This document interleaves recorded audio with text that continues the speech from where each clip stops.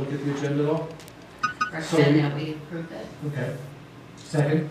And then, so as far as right now goes, let the record show, of course, that Secretary Garcia and Ms. Noble are not here yet. We expect them for executive session and certainly for the meeting. So relative to the agenda, Santa Fe High School band is not able to make it this evening. There's some scheduling kind of a conflict, so we're a Santa Fe High School band. And I was really looking forward to that because they just blow the top off this place when they're here. And then, if it's okay with the board, I think it may make sense to combine ETN mail ballot update, because we both have it. We have the update under our own board announcements and it's super, so. Yeah. No, it's okay. We'll just have it for the, great. And then, I believe that's the only thing that I have. Sound good? Correct? Okay. All those in favor of the agenda, say aye. Aye. Aye. Any opposed? None opposed. And so, in terms of going in to executive session, we can wait to start it till they get here. I'll take this book over there. We have a pretty full one this time. A what? The executive session, what about wait? Oh, no, I just mean that language that I'll we use. call the lady to, if you want to go. You can go into exec, because you don't have to go right in. Right. I can talk to two of you, and one of you, there is another personnel issue I need to just fill you in. Okay, but you can do that in exec, right? No, because It's it's not not on on the there? agenda, so I have to talk Okay. to you separately. Here it is. Okay, so,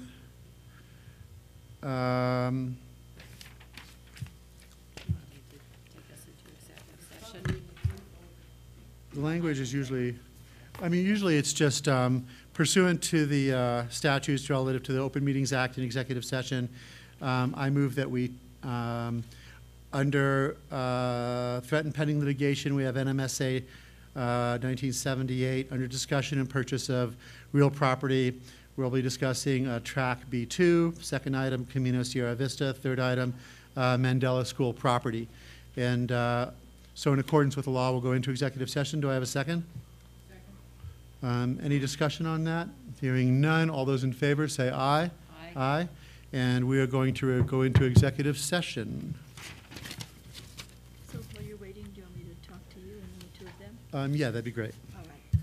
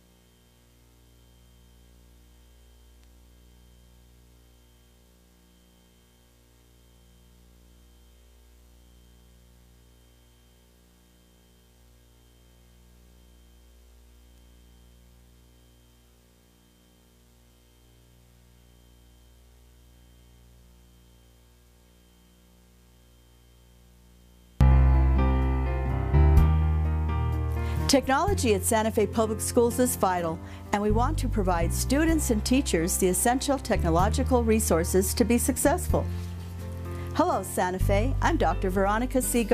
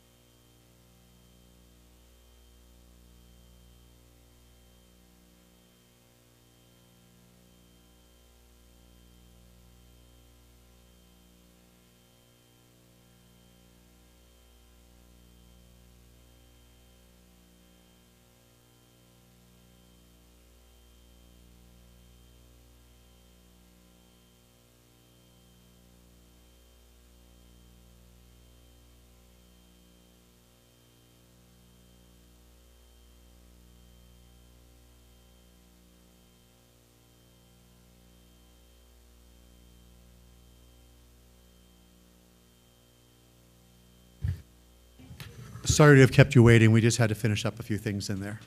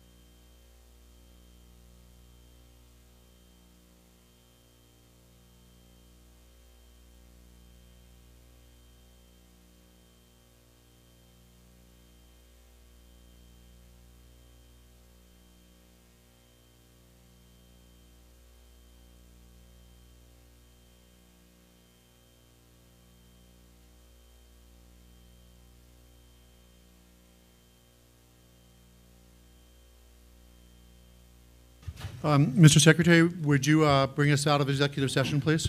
Mr. President, board members, I'd like to bring us out of executive session where we actually took no action. We did item A, which is threatened or pending litigation. Item 2B is discussion of purchase, acquisition, or disposal of real property according to New Mexico statutes annotated, and which is item 1 is track B-2. Number B2 is Camino Sierra Vista, and number 2B3 is Mandela School property fire access. So that was the motion. I'll second. And is there any discussion on coming out of executive session? Hearing none, all those in favor of coming out and having a regular meeting, say aye. Aye. Any opposed? None opposed. Let the record show as well that Mr. Garcia and Ms. Noble were present for executive session and are certainly present here now. So, next item on the agenda is introduction of our interpreter. Good evening, Superintendent, board members, audience. My name is Alma Bejar. I will be doing the translation services in Spanish. Buenas tardes a todos. Mi nombre es Alma Bejar. Voy a hacer las traducciones en español. Si gustan mi asistencia, voy a estar hacia atrás. Gracias.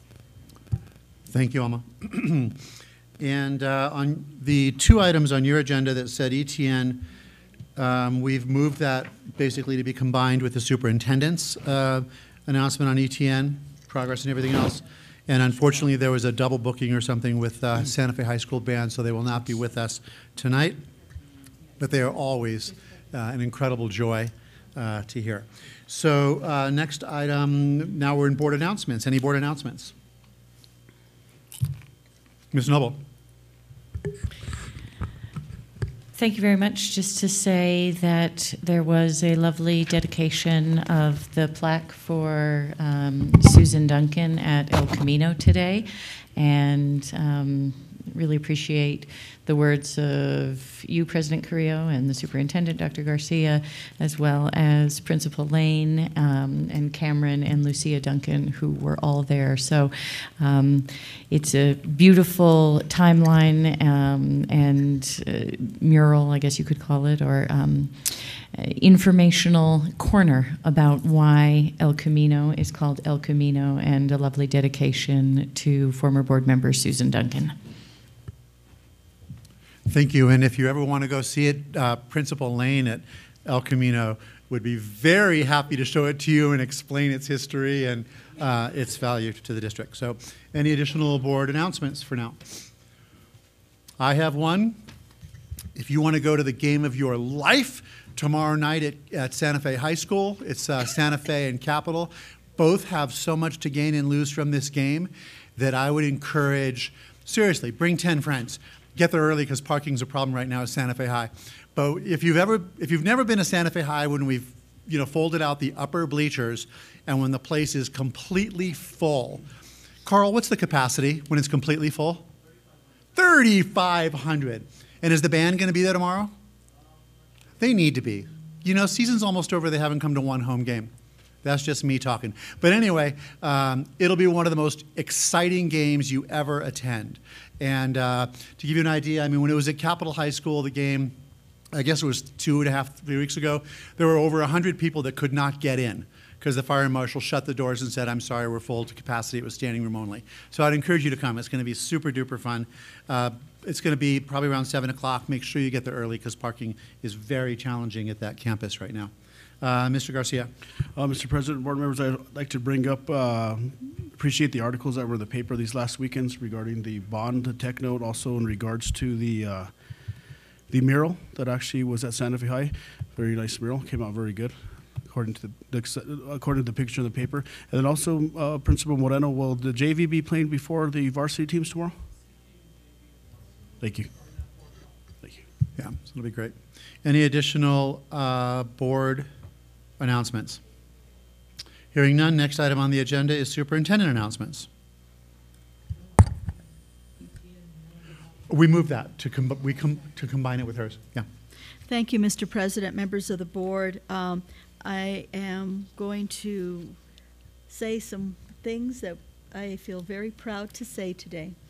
And we are going to be recognizing Jack Lane.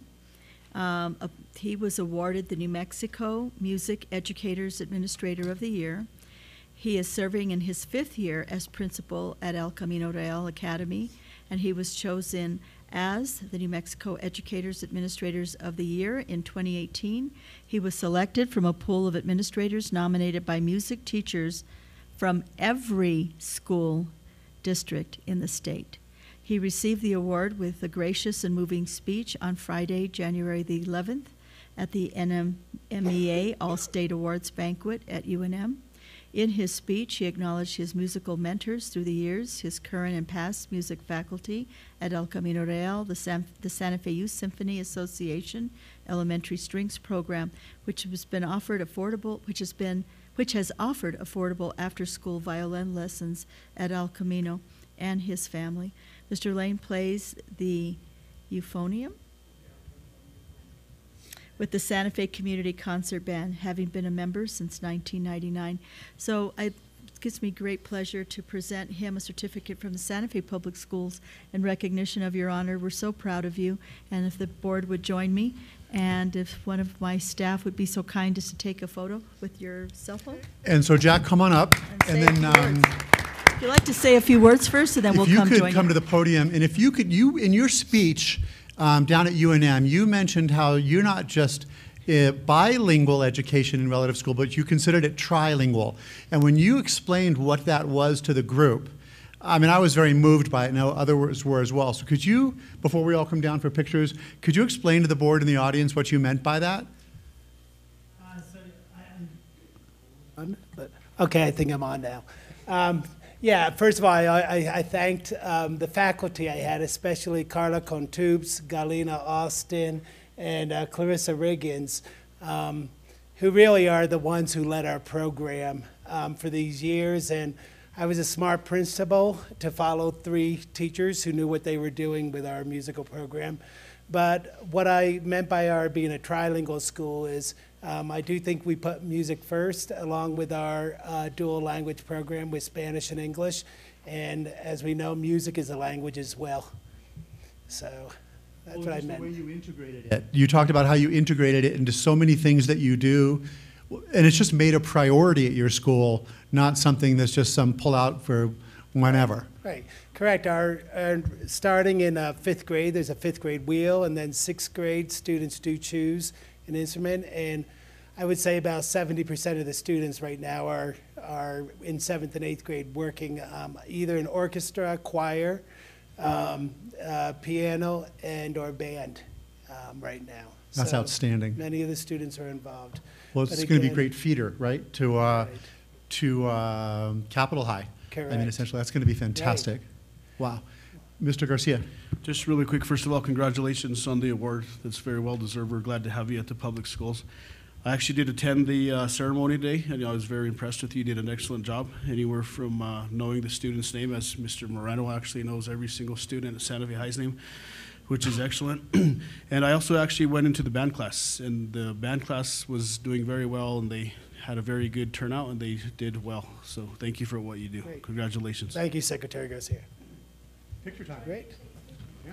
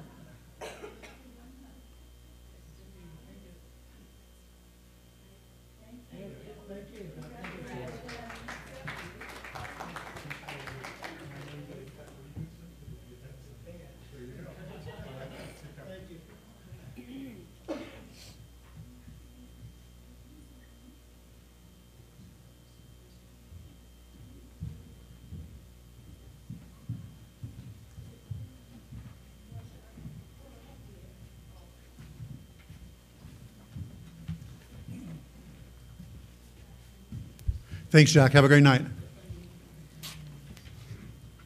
Okay, here we go.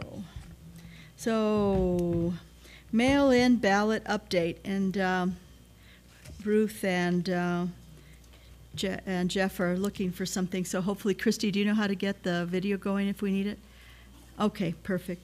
So I want to share with you all a pretty extensive update about ETN and what is happening. This is a very different kind of election, first of all, because 87,000 ballots went directly to homes, and that's different. We've never done an election, nor has anyone done that kind of election in the state of New Mexico up until this year. You know, it's different to just have people request a mail-in ballot for absentee, but to have ballots go to people's home, there aren't lots of metrics and analytics as to what has happened. So the best we can do is look at what happened with the Albuquerque Public Schools and learn from them when most of their ballots came in, but we didn't know that until not too long ago. Up until now, ballots received via U.S. mail, 15,942 ballots. That's 18% of registered voters were received on February 13th and 14th.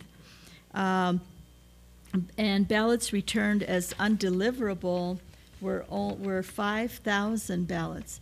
Approximately 6% of registered voters were returned as undeliverable.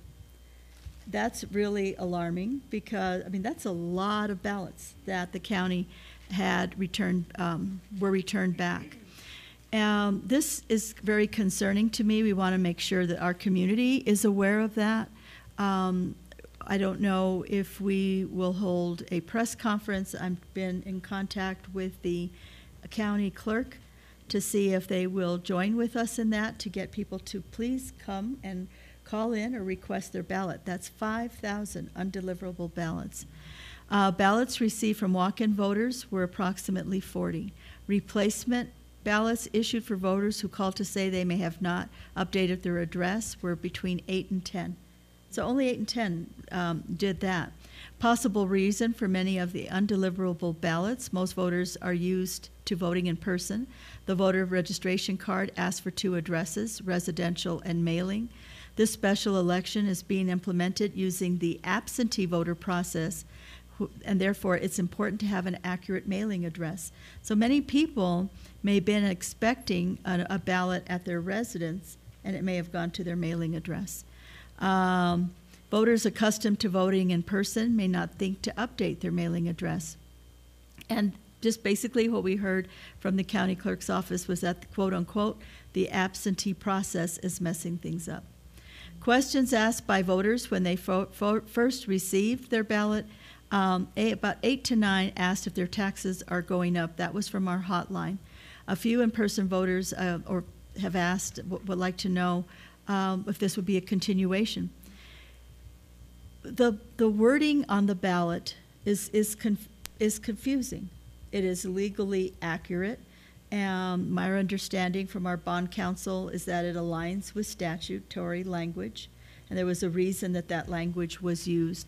And it says basically that it's a continuation of debt, or not continuation, but creation of debt. When you read creation of debt, it sounds like a new tax. So we have created more materials, again, saying this is not a new tax. And I would like to, at this time, just show you this video. So can you go ahead and play it, please? This video will be on our website. We're asking our staff to get it out. We're looking at a clip on KOAT. Oops, can't hear the volume.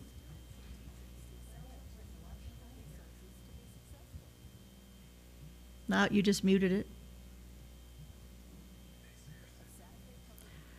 Okay, we'll come back to this and we'll do something else, okay? Voter education. Stephen Frescas from the Santa Fe County Deputy County Clerk has printed out the January 2017. The Santa Fe County Clerk's office. Can we start over? They will give you a ballot. This election is very important. Can you start over? All right, go ahead.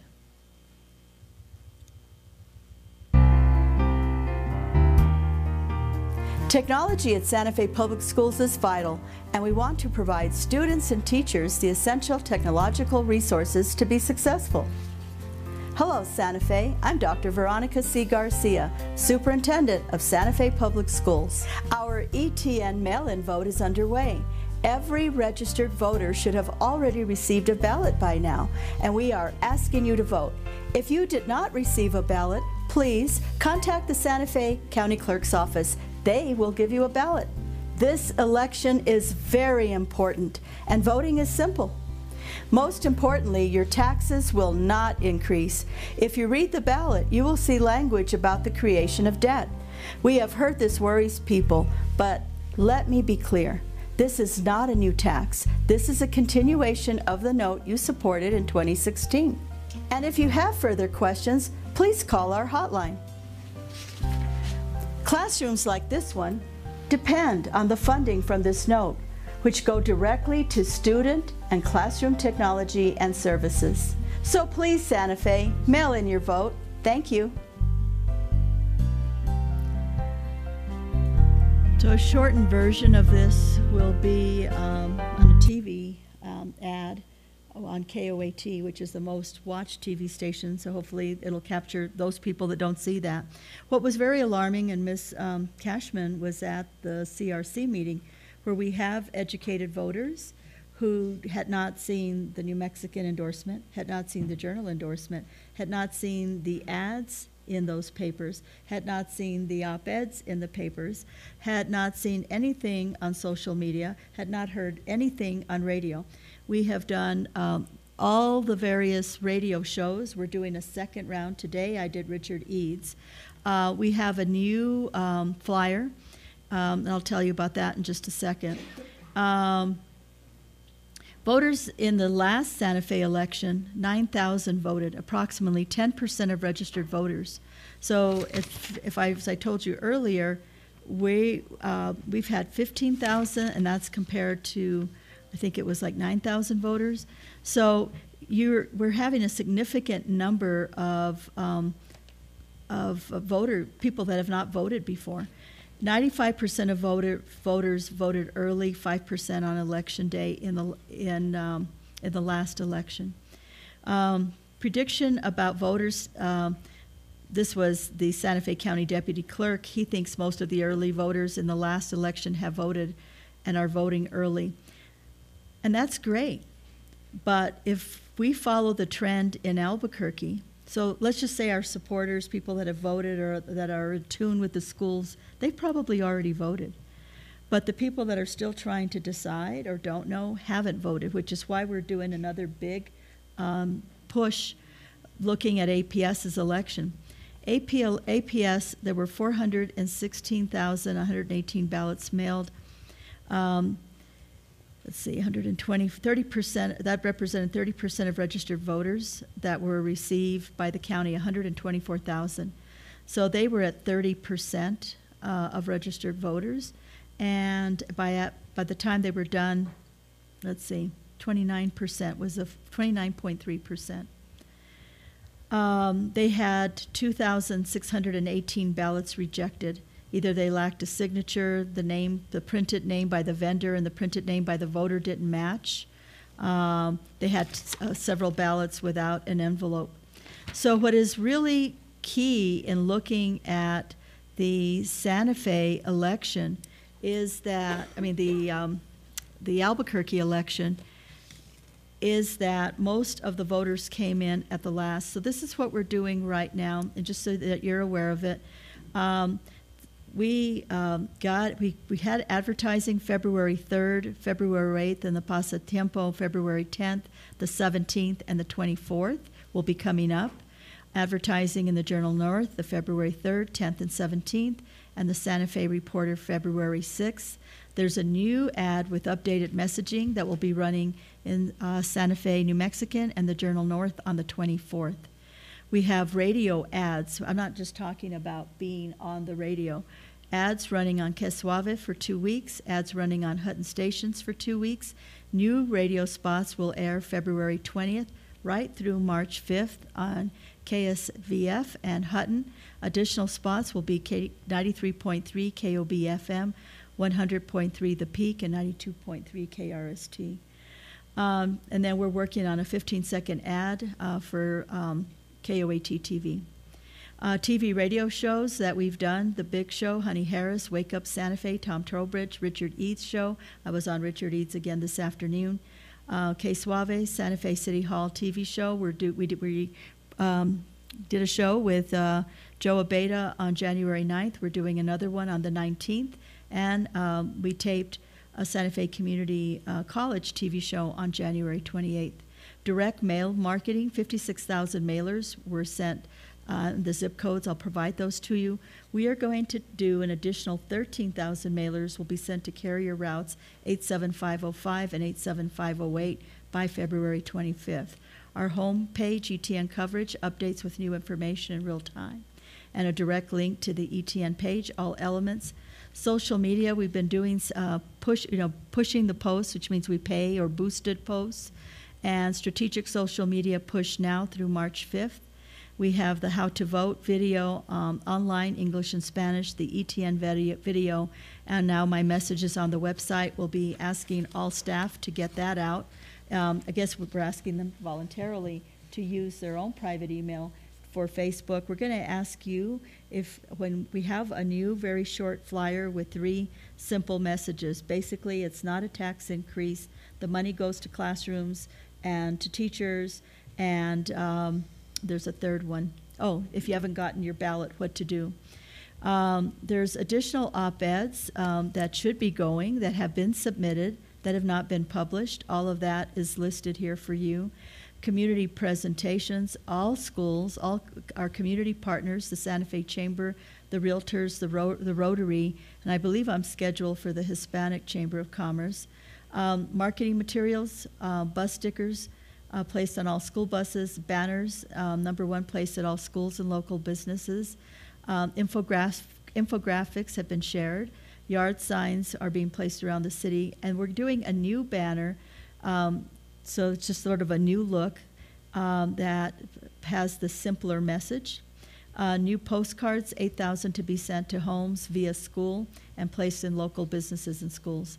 We're changing the marquees at all our schools, messaging on School for the Deaf, 2 separate weeks. Digital techno, we had the expo in 2018, and then there's a listing of community outreach. So, I mean, we've done all that we can, but we are open to any additional things that we can do, but it's been a full court press on this. That's the new message right here. This is the new flyer. It'll be a postcard. It's very simple. This will be the new banner. This is what we'll email to you. So when you ran for office, if you could send this to your listservs or your friends in your community using your own email lists from your own email, we'd greatly appreciate that. So I will email that to you in the morning, this new banner, this new card. And those are our 3 key messages. Funding from this goes right to student and classroom technology services. 10% goes to the people that support, the technicians. There's no money really from ETN that goes to admin. Taxes don't increase, and then if you didn't receive your ballot, where to call. Those are the 3 key things right now. We've done a lot of voter education on this, but if we can all hone in on those 3 messages, we'd greatly appreciate it. So I'd be happy to listen to any questions or comments you have. Ms. Cashman, and then Ms. Price. Just a suggestion, maybe, since we have a big sporting event coming up, but on any of our sporting events, maybe we can announce something before the games start. Christy, did you catch that? If we can have at all our sporting events, to have Larry make sure that this key message is announced. Thank you. And we can also hand out these cards at the door. Okay, so we should have them printed for the big game. Board Member Price. Thank you for all this information. I have been receiving calls. People are misunderstanding what they're reading, and highly educated people. Exactly. I'm talking about MDs And they read it, that it was going to be a tax increase.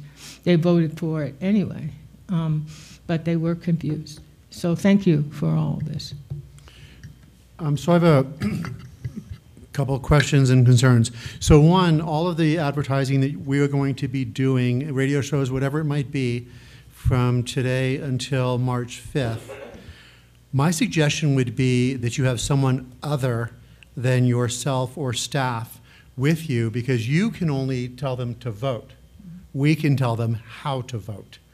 And I think quite frankly, I don't want every Tom, Dick, and Harry going to the polls not knowing what they're voting about, and just the no tax people just voting no, no, no, because we've made it so easy for them.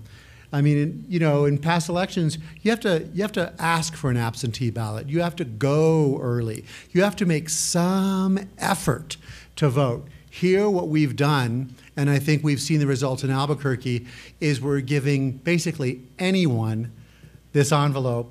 Inside there's a ballot. They can vote no if they just feel like it, send it back with zero effort. And so I personally am now far more concerned for the very reason that Board Member Price said. I've had so many people in our Temple congregation and just around town when I run into people saying the way the ballot reads, it makes you think there's a $55 million bond with a tax increase. It's the way it reads. And I talked to our counsel today, and I said, is there anything we could have done on that language? He said, no. He said, it's all by statute. I said, so we couldn't have put in, it's $11 million a year for 5 years, totaling 55, because that's, quote, messaging. We couldn't have said something like it's not increasing. So the thing that I would do, and I would do it, and I think that the board would agree, we don't care what it cost, because if it costs another $200,000 to save $55 million, it's worth it. So I have some brief questions and then some ideas. To what extent did we do any polling prior to our efforts this year? We didn't do any polling. Okay. Because I know that when we first did the very, very first ETN, we did considerable polling around the board making the decision themselves and in the first election around, and not just the people that were regular voters, but the people that were sometimes voters. I mean, it was extensive, and Alan Paquin, I can't remember his name. Packman. That's it. Anyway, we hired a somebody to run field directing and somebody to run all the polling, so that we knew. And I thank you for this list. But we knew where do you get your information was one of the questions, and unfortunately, I mean probably the 5 of us, 6 or 7 of us on this here, and maybe some outside, we actually read a newspaper or actually watch news. But most all of them said they don't get information from any of the sources that we think they may get information from. And also, you know, just all the questions related to understanding the bond and all these things. And so We did have the information because Gino did share it with me. And so that's right. And so if you notice, we're not relying just on newspapers. This is I know all very that. multi-targeted. I know all that. But I'm thinking now with I'm sorry, but I am now, based on the feedback in the last week from people in my community and emails that I've gotten, and not to say that I ever took it for granted, but I am now actually very worried that we're going to go the way that Albuquerque is going, because we've made it so easy for people to not understand this issue and to just vote no because they have nothing better to do that day with this piece of bail. And that's not, I don't believe, what Ivy Soto intended. But that is he is the person. I'm going to go to him specifically and say this is and I'm not done yet, the unintended consequence of what his legislation did. So my recommendation, I don't know how the other board members would feel, would be to instantly go into crisis mode and polling mode and find out what do we need to do using voter rolls from the past, I would say 6 to 8 years. We have those people that always, always, always vote in school board elections. We have to make sure that they voted, even we think they have. We have to go to those people that sometimes vote in school board and off-cycle elections and make sure that this time they actually do vote. Because I think we're going to really need to find thousands of new voters for a school board election to offset those for whom we've made it so easy.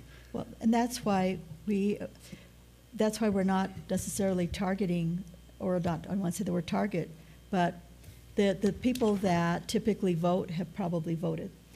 But if you look at Albuquerque's election, a lot of the people are voting late. It's 87,000 voters that you're trying to get to on a shoestring budget. And so this is like, because you're not running the same kind of campaign. So until you've done this once, you really don't have a sense of what you're dealing with. This is a whole different animal in terms of that, in terms of how people likely get their information, which is why we're doing a very strategized approach. We can look, I don't know if they will tell us which voters have already voted. I don't think we'll be able to get that. So, since we're already blanketing the people that we know, we blanketed the whole city. We sent out 87,000 flyers. We did everybody. And so to cover, because we knew this was a different kind of election. So my concern is that the phrase, this is a different kind of election, and the shotgun approach is not going to work. I had the same people that expressed what Board Member Price expressed to me. They said when there was so much information on that one pamphlet that they got, that it's, because we get, let's face it, we all get so much junk mail. You see a lot of pretty colors, you see a lot of things in circles and squares and arrows, and if you get your mail where your box is next to a trash can, it's instantly where it goes, especially if you had a P.O. box where they give you a trash can right next to your mail.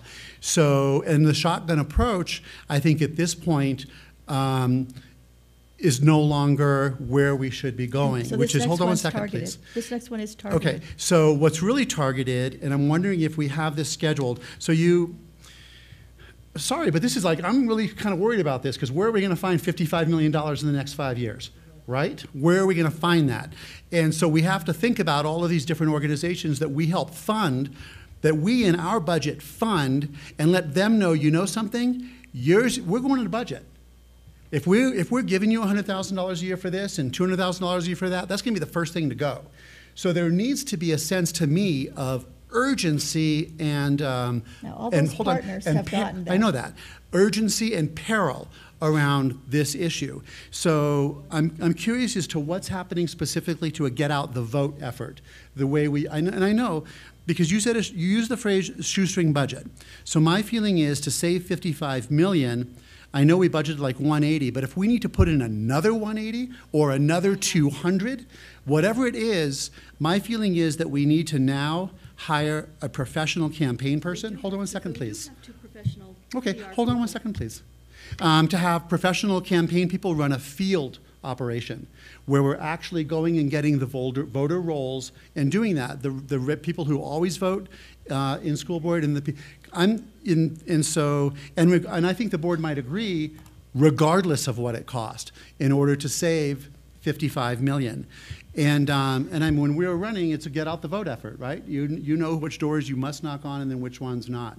So I'm wondering what's happening, what plans are in place now for the next 2 weeks to have that kind of a targeted effort. Of course, then I know Dr. Garcia. I just want to say there are people who vote no, and it's not because they have nothing better to do that day. There are people on fixed incomes and an increase in their property taxes, an increase in my property taxes. I would vote for it anyway, but there are a lot of people who don't. And so I don't think it helps us to disparage those people, but it does help us to get the information out that we are not going to increase their property taxes. I just wanted to say that. I agree. But to that, I would say for all of the closet libertarians, we've now given them, they don't even really know what libertarianism is, we've now given them this, this tool to have their voice heard in a way that could really adversely affect us. Yes, I also have had to deal with people who lumped this in with the sugar tax. Mr. Garcia, then Ms. Cashman. First of all, my apologies for Mr. Principal Morano. I call him Moreno when my colleague on the county commission is Moreno, and he used to say no, so Mr. Morano, apologize for that.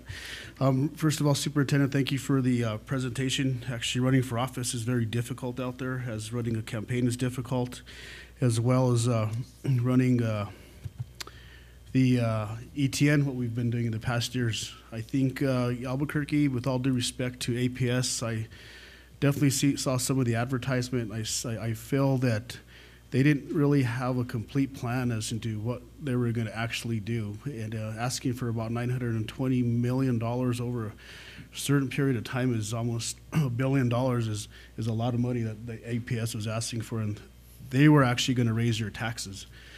So I actually have the utmost respect for our citizens in this community. They've actually have helped out the schools in the past 10, 15 years. And I think that the superintendent is doing a great job as into the different TV shows, websites, social media that we're moving forward with it. I just have a couple of questions. We have already reached out to the Chamber of Commerce, right? Because we did that last time, but that was great. Included in their newsletter. Also, Jeff Gephardt spoke to the Chamber.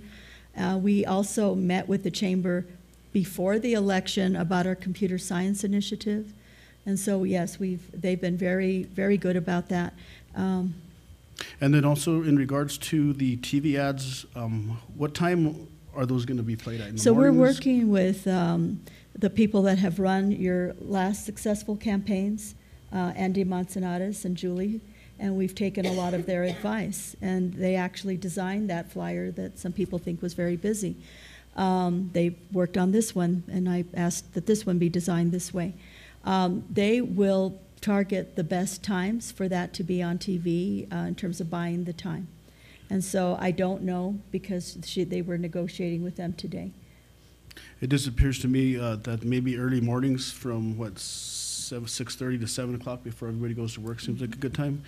And then also you talked about the couriers rollout, 13,000 will be, who picked the 13,000 and what 13,000 of registered So voters what we were looking at is that we looked at the zip codes that typically vote, have voted early, and so these are probably voters that have not voted, that might be more inclined to have children in the schools and whatnot. And so we targeted those particular zip codes. But quite frankly, given where we're at, in terms of mailers, I just assume probably mail everybody again with the simpler one, so that all households will get it, because this election could come down to 1,000 or 2,000 votes. And so I do feel that it's important that people understand that their taxes will not increase. That is the main concern that we've heard from people because of the creation of debt. And so this is why now the message is very simple now. It's 3 simple messages: that the funding goes to classrooms and teachers and technology, that the taxes don't increase, and how to get your ballot if you didn't get one. Because there are people who are supporting this election that are not, that haven't gotten a ballot. So we want to make sure that they have that info. Mr. President, Superintendent, one last question I have for now is regarding the banners and the yard signs, who's putting those up? So what happens in terms of getting, while we're doing it in multiple ways, the general services will get the new banners out in the schools. We're also going to target some additional fencing, like for example, Santa Fe High has a banner, I think, on the Zia side, but we want to have one on the Siringo side, that sort of thing. So the campaign managers that we've been working with are having those printed. They'll get them to general services. They'll get them out. These flyers and any yard signs will be delivered to the schools for the principals to give to our families to get them out. There's stuff on here that we did that's not even on here. We did robocalls to our families, asking them to, please get out and vote, to please talk to their families, to their friends, to get it on Facebook or, through their email list.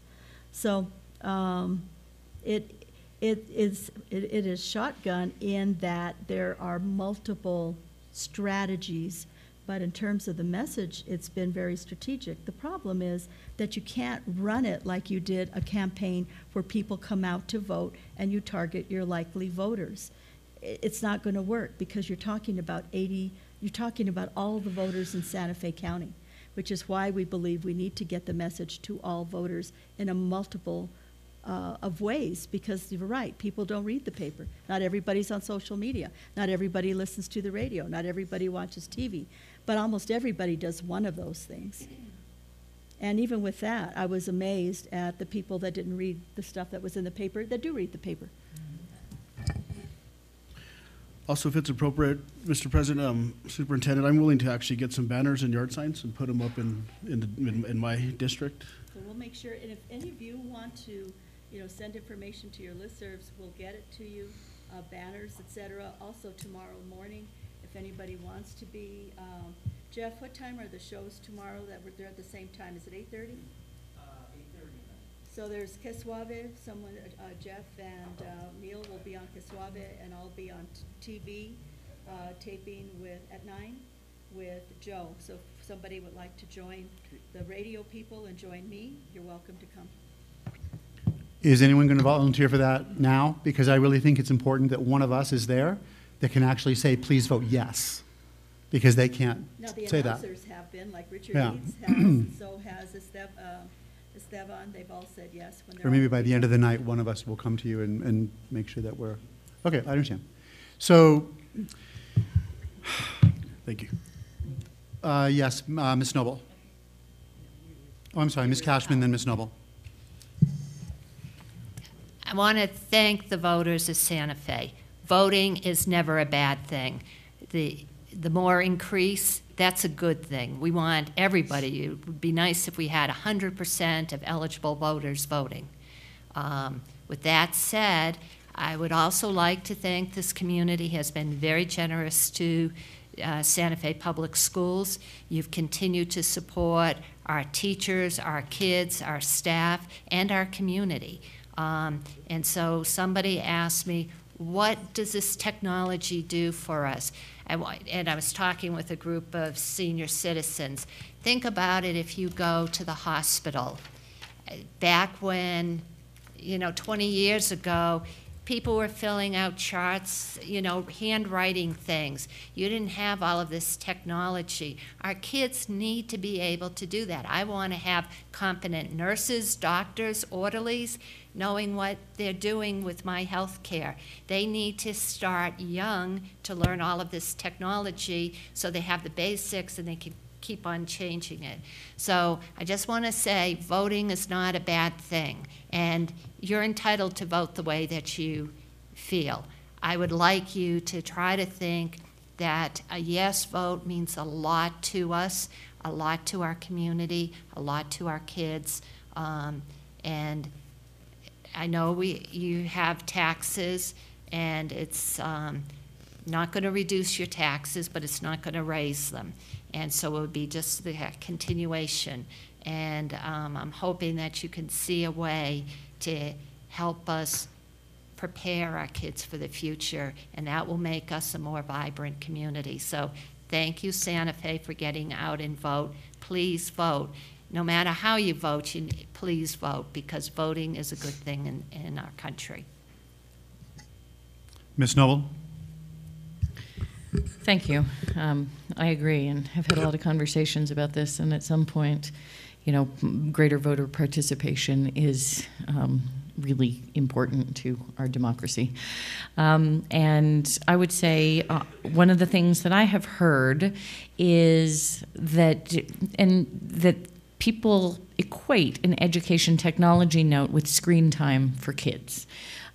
So just as messages are out there, I would say this is actually the research tools of modern schooling. This is not junk screen time. This is really critical to giving our kids the tools that they need to be successful in the world that we live in and the one that is coming when they are adults. So we need this to support schools and teachers and kids in the classroom, and it is not about screen time. And I think, somebody raised the issue of, well, we just used to use pen and paper and it was fine. And chalkboards, absolutely, which made you sneeze and you had to pound out the erasers and all these things. But the fact is, this is what modern education looks like. It's how it works. It's how kids get information, do research. We need to work on media literacy so that we know the difference between, let's say, real news and fake news. And all of these things are made possible by the ETN. The other thing that I would say to my colleagues here on the board, and realizing that I may do this, is we should be engaging our colleagues on the City Council and the County Commission in particular, because these are all people who have lists. And the mayor has mentioned it, I think, in some of his weekly videos that he's done, encouraging people to vote for the ETN, but it might even be worth reaching out to the other elected officials in the area and, just seeing, and if we make it really easy with an email that can be plopped in and sent to a list, I think that could be pretty powerful, just because there are a lot of, well, everybody is probably covered a few times over if we happened to get everyone on the City Council, County Commission, plus the mayor, we'd have a lot of email out there. But I do think that we need to push. We need to not take anything for granted. We need to educate and help people understand how important this is to what we do in the Santa Fe Public Schools, and the fact that it is not a tax increase. And Superintendent, for you and all your staff who I know have been working on this very hard and thinking about it, I appreciate what you've been doing, and I know it's going to be a push, and Santa Fe has been very good to this school district, and we hope that the voters will continue in that trend. Thank you. I don't want to sound like I'm not appreciative, because I am. Everything you read and all the people that are doing a lot of work, I totally appreciate it. And everything that you read off, I think it's extremely valuable and an integral part of any success that we're going to have. Okay? Just really want to make that piece clear. Because I know some people think that just we're always at odds and stuff like that, and that's not it. I really appreciate the work that you do and that others are doing. I also, however, think that if we're going to be won or lost by 1,000, these are 1,000 people that we could phone bank from voter rolls. Somebody here said not taking anything for granted. We can't take absolutely anything for granted. And yeah, we see that people who vote for school stuff and people who vote for bonds, they vote religiously. They know that they're going to go to an election, a voting booth, one time a year, no matter what, for something, right? A mill, an SB 9, or an ETN, and then board elections. They know they're going. It's those others. It's those sometimes. And if there's a way through a get out the vote effort, mostly at this point probably through identifying people on voter rolls and having an actual, and having a campaign person do that, I mean, I think that absolutely the board would support the money for that if it means that perhaps we can pull out 1,500 more people to the poll, or to mail something in that may not have. And then, and as much as I respect Andy and Julie and have known them for years in their work, I mean, I know them more as marketing and public relations specialists than campaign specialists. I'll see if I can find someone who'd be willing to help us. I know several. I also have that side of my life, and I know many people that run campaigns. So if that's, if the board wants to run, I think we should try to get people to do that effort. We can certainly have them do the roles and have them, I don't know what more they would do, maybe canvassing, and they'd have to employ people to call. So I'd have to talk to them and see who would be available and what they could mount in 3 more weeks. In the meantime, we're moving forward, because what's required right now is penetration and messaging, and we have to get to as many people as possible. And I'm hoping that the county clerk will do a press conference with us, because I am concerned when you have 5,000 ballots returned. That's concerning to me. And this would also give us an opportunity to get the message out about what this election's about and why it's so important. So we're pulling out all the stops, but looking at the trends data from an urban community like Albuquerque, there is still time to hopefully make a difference. All of our community partners, as you mentioned, that we have given money to, all of our community partners have been engaged, whether it's Communities in Schools or Girls Inc. I mean, all of these different groups are telling us that they're putting it out to their membership and trying to explain. And so this next big push, you're going to see this everywhere, and that young man is just darling, isn't he? But you'll be seeing that all over the place, and this is what we hope, that you will focus on keeping the message very, very simple right now. Where the money goes to, it's not an increase. Here's where you get your ballot. Those three things, if we can all be consistent. And so we'll get that out to you. Use your listservs.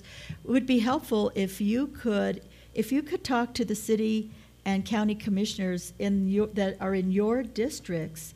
That would be very helpful, because while we're working on this effort, Neil's been great, and Tom's been great, and Jeff and everybody, we're not running the campaign full-time either, right? We're doing this amongst running the district and all the other things that go with it. And so if you all could do that part, I'll work with the mayor. He has been great, but if you could reach out to your counterparts on the city and county commission, we will email this to you either tonight or first thing in the morning. I would greatly appreciate it. I'm not done. And so because you asked a question, and so we need to give the superintendent an answer. And do others on the board feel like a concerted get out the vote effort using voter rolls is a valuable piece in the next 3 weeks? I was talking specifically because she said she would put effort toward a campaign, like a get out the vote campaign. Like a political campaign. Because that's what we did in the previous ETNs, using the voter rolls and examining basically the sometime voter to try to pull out an extra maybe 1,000, 1,500 votes. I mean, if I'm the only one that has the stomach for that, then no, we're not going to put money in that direction. Mr. Carrillo, just one thing before you ask them. I would also need to find out whether it's Alan Packman or Nettie Olguin or, all of these people that do it. That follows our making a decision. No, right. but I want to say something.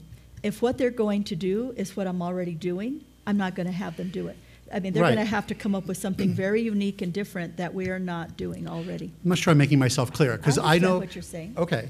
Then they wouldn't even propose doing the shotgun approach with all the different media and PR and everything else. They would be hired and tasked with one thing: examine these voter rolls and pull out 1,500 voters using a phone bank and really targeting these voters that may or may not come out.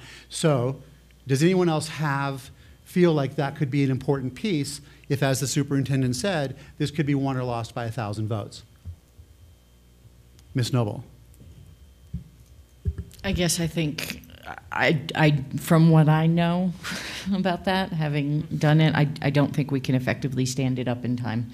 I think, the classic sort of counting of votes, phone banking, I mean, I can't get my head around how that would be effective with 2 weeks to go. Okay. Any others have comments on that idea?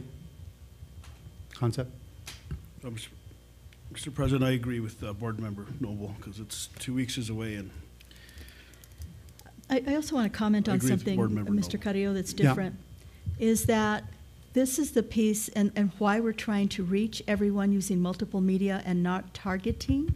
If we were running the regular election like you have in the past, then you can go to your voter rolls and look who came out and voted. What is going, and that's what happened to Albuquerque. I think they targeted the people that normally vote that are likely voters in school elections. Those are people that will actually make the effort to go to a school election. There aren't really great analytics right now on who to target, because you're sending out ballots to, when I said that was more, I don't know if it's 1,500 votes. We may lose it or win it by 5,000, or we're going to win it by 10,000. Nobody really knows, because this kind of election has not been done in our state, where you're mailing out ballots to the entire voter registry. And so there are no analytics. Now, if we run another mail-in vote, which I would not recommend, I would say we would go in November with everybody else. Then you could say, okay, when you do a mail-in vote, these are the kinds of people that respond, and you target it. We don't have those analytics, is what I'm saying. But then, based on what you're saying, it would stand to reason two things. One, if we're expecting most people to come out in the last 2 weeks, the way you said Albuquerque might, it would stand to reason that if in fact those are the people that aren't the regular voters for school bond elections, two things would have stand to reason. One, polling. And even if you did random, you'd find out all the people that couldn't care less, all the people that, you know what, if it's going to lower my taxes, I'm going to make sure to fill this thing out and go in. So that one of those things would stand to reason. And even though, and I'm totally for democracy, there's a lot of countries that have 100% of the people voting and it's nothing democratic about it. Okay? The question is, one can, and I think it was done in Australia, where they, the value of the electorate and people going to the poll. And there can be maybe something like that that is eventually done in this country. But I would, and I don't care what kind of flack I take for this, I don't necessarily want somebody going to the poll that has no idea what it is they're voting on or why it is they're voting. And so wouldn't it stand to reason, based on what you said earlier, is that those are the majority of the people that are going to be going to the polls in the last 2 weeks? It's just a concern of mine. So there's not the stomach to do a get out the vote effort, like I would, get out the vote targeted, voter rolls, all that stuff. I've already heard 2 people say no, and I imagine there's at least 1 more or 2 more that are saying no also. I think it's a lost opportunity, because if it could pull out extra votes, I don't care what it costs, and it's not that hard in the next 2 weeks to do. Voter rolls are printed out. I'm going to check regardless. Okay. I'm running the campaign, so I will check. But you're running the district. Let somebody else do. Well, okay. no, I'm not saying, when I say running the campaign, I I'm know. not running around making all of these things. I give my input. What I mean by that is I will follow up with some campaign managers to see what other ideas they might have. Maybe they have some brilliant idea we haven't thought of that they think could affect change. If I feel like there's something that I think could make a difference, then I will have them do it. And I hope that you will trust me to make the right decision on that. Of course. Ms. Cashman. I would say, Superintendent, as a board member, I feel that we have entrusted our faith in you, and so please do whatever you think is necessary. If you need to use more money, please do that, but we're entrusting our faith in the Santa Fe community too. So please, please vote, and if you can't find Vote that, yes.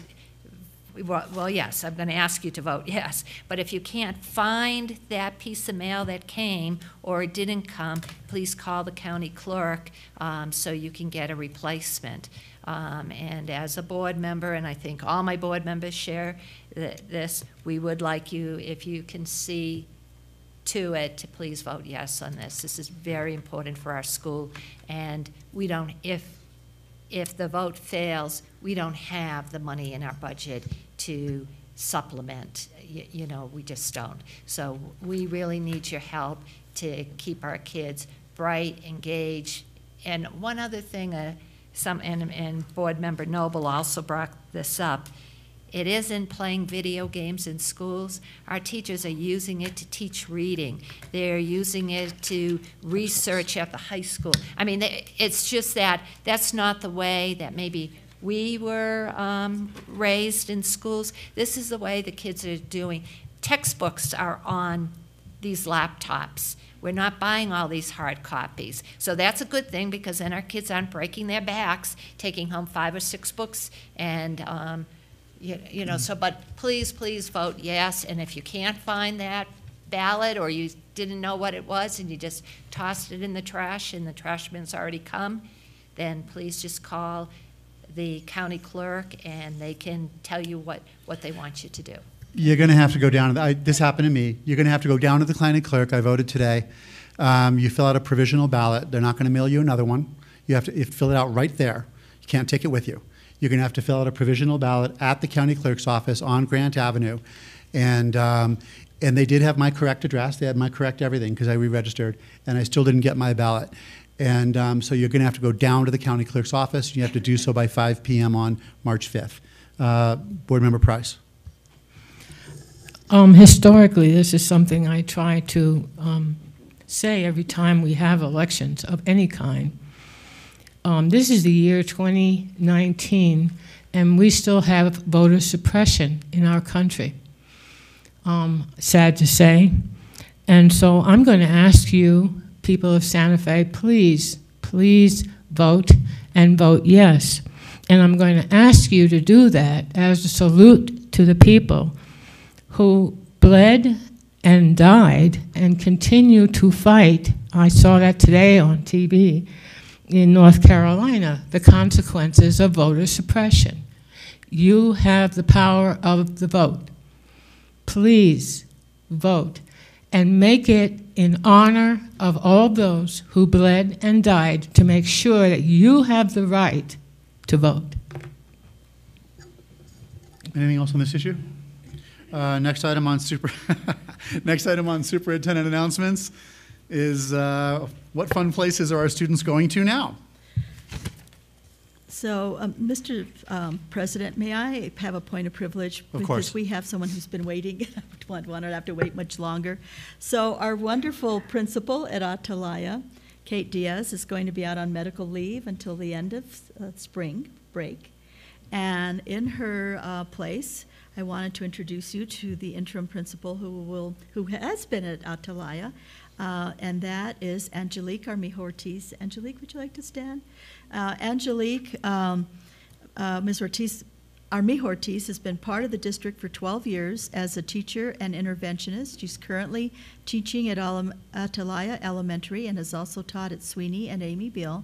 She also serves as a student assistant team leader and continues to serve as a leader in different committees, such as being part of the Atalaya SAC team.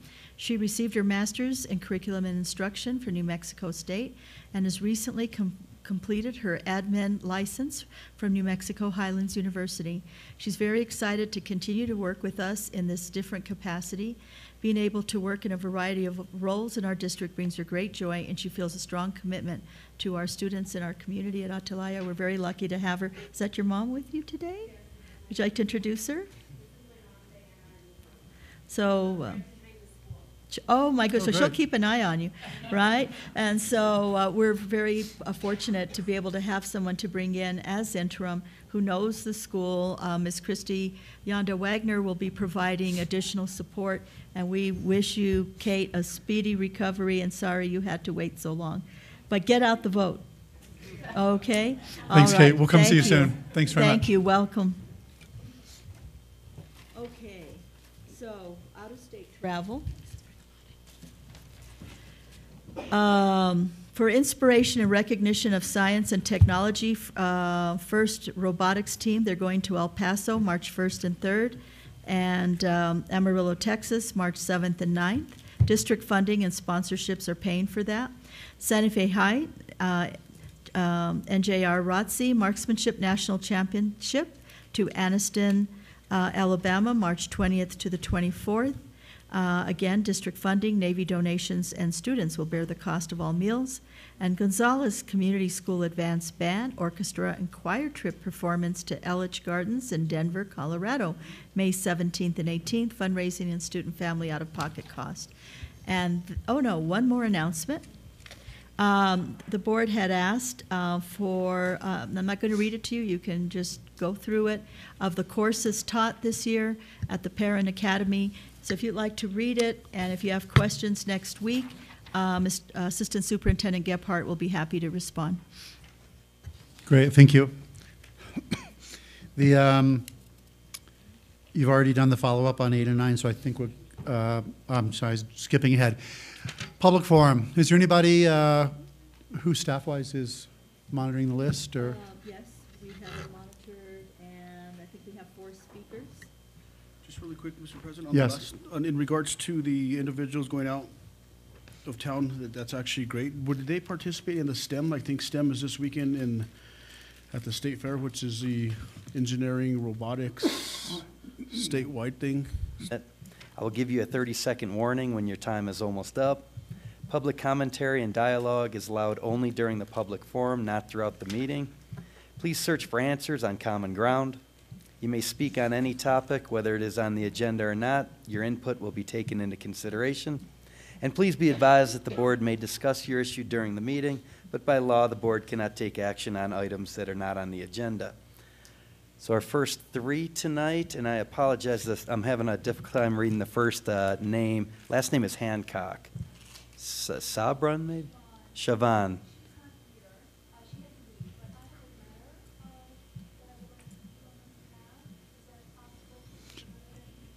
You can read it on her behalf if you're not talking on your behalf. I mean, you can't do that and speak if your name's also on the list. You can just submit the letter. Okay, we'll take that. Then we have Laura Jeffrey and Karina Size are the next two. So, Miss Jeffrey. You can give it to this young lady. Ma'am, you can just give it to this young lady right here. Thanks very much. No, because that would be, no, she's just speaking. Ms. Jeffries? Good evening, Board President Carrillo, board members, Dr. Garcia. My name is Laura Jeffrey. I'm the principal of Wood Gormley Elementary School.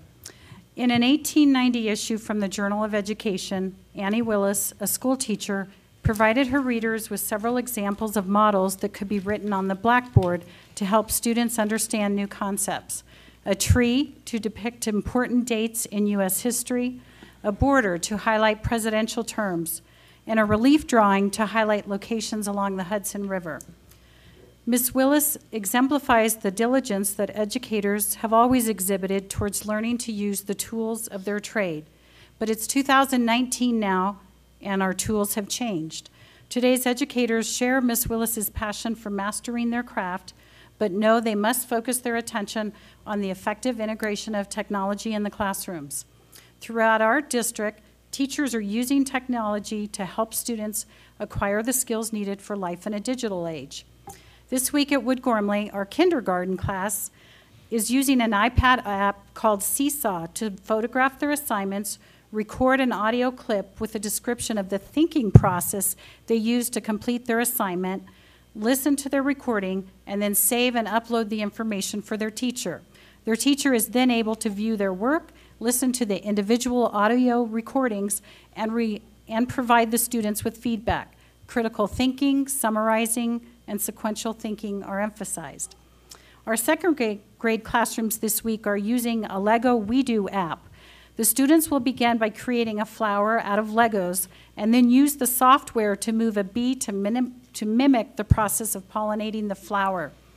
The students code the movement of the bees using their iPads, and they're able to change the bees' movement by moving their blocks of code. These are second grade students. Visual and spatial perception, critical thinking, and computational thinking are all part of this learning experience.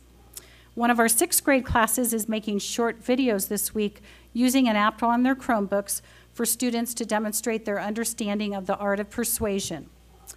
And finally, our entire school recently viewed all of the yearbook cover drawings, and I believe there were 26, submitted by individual students, and then voted for their favorite scanned drawing via a Google form.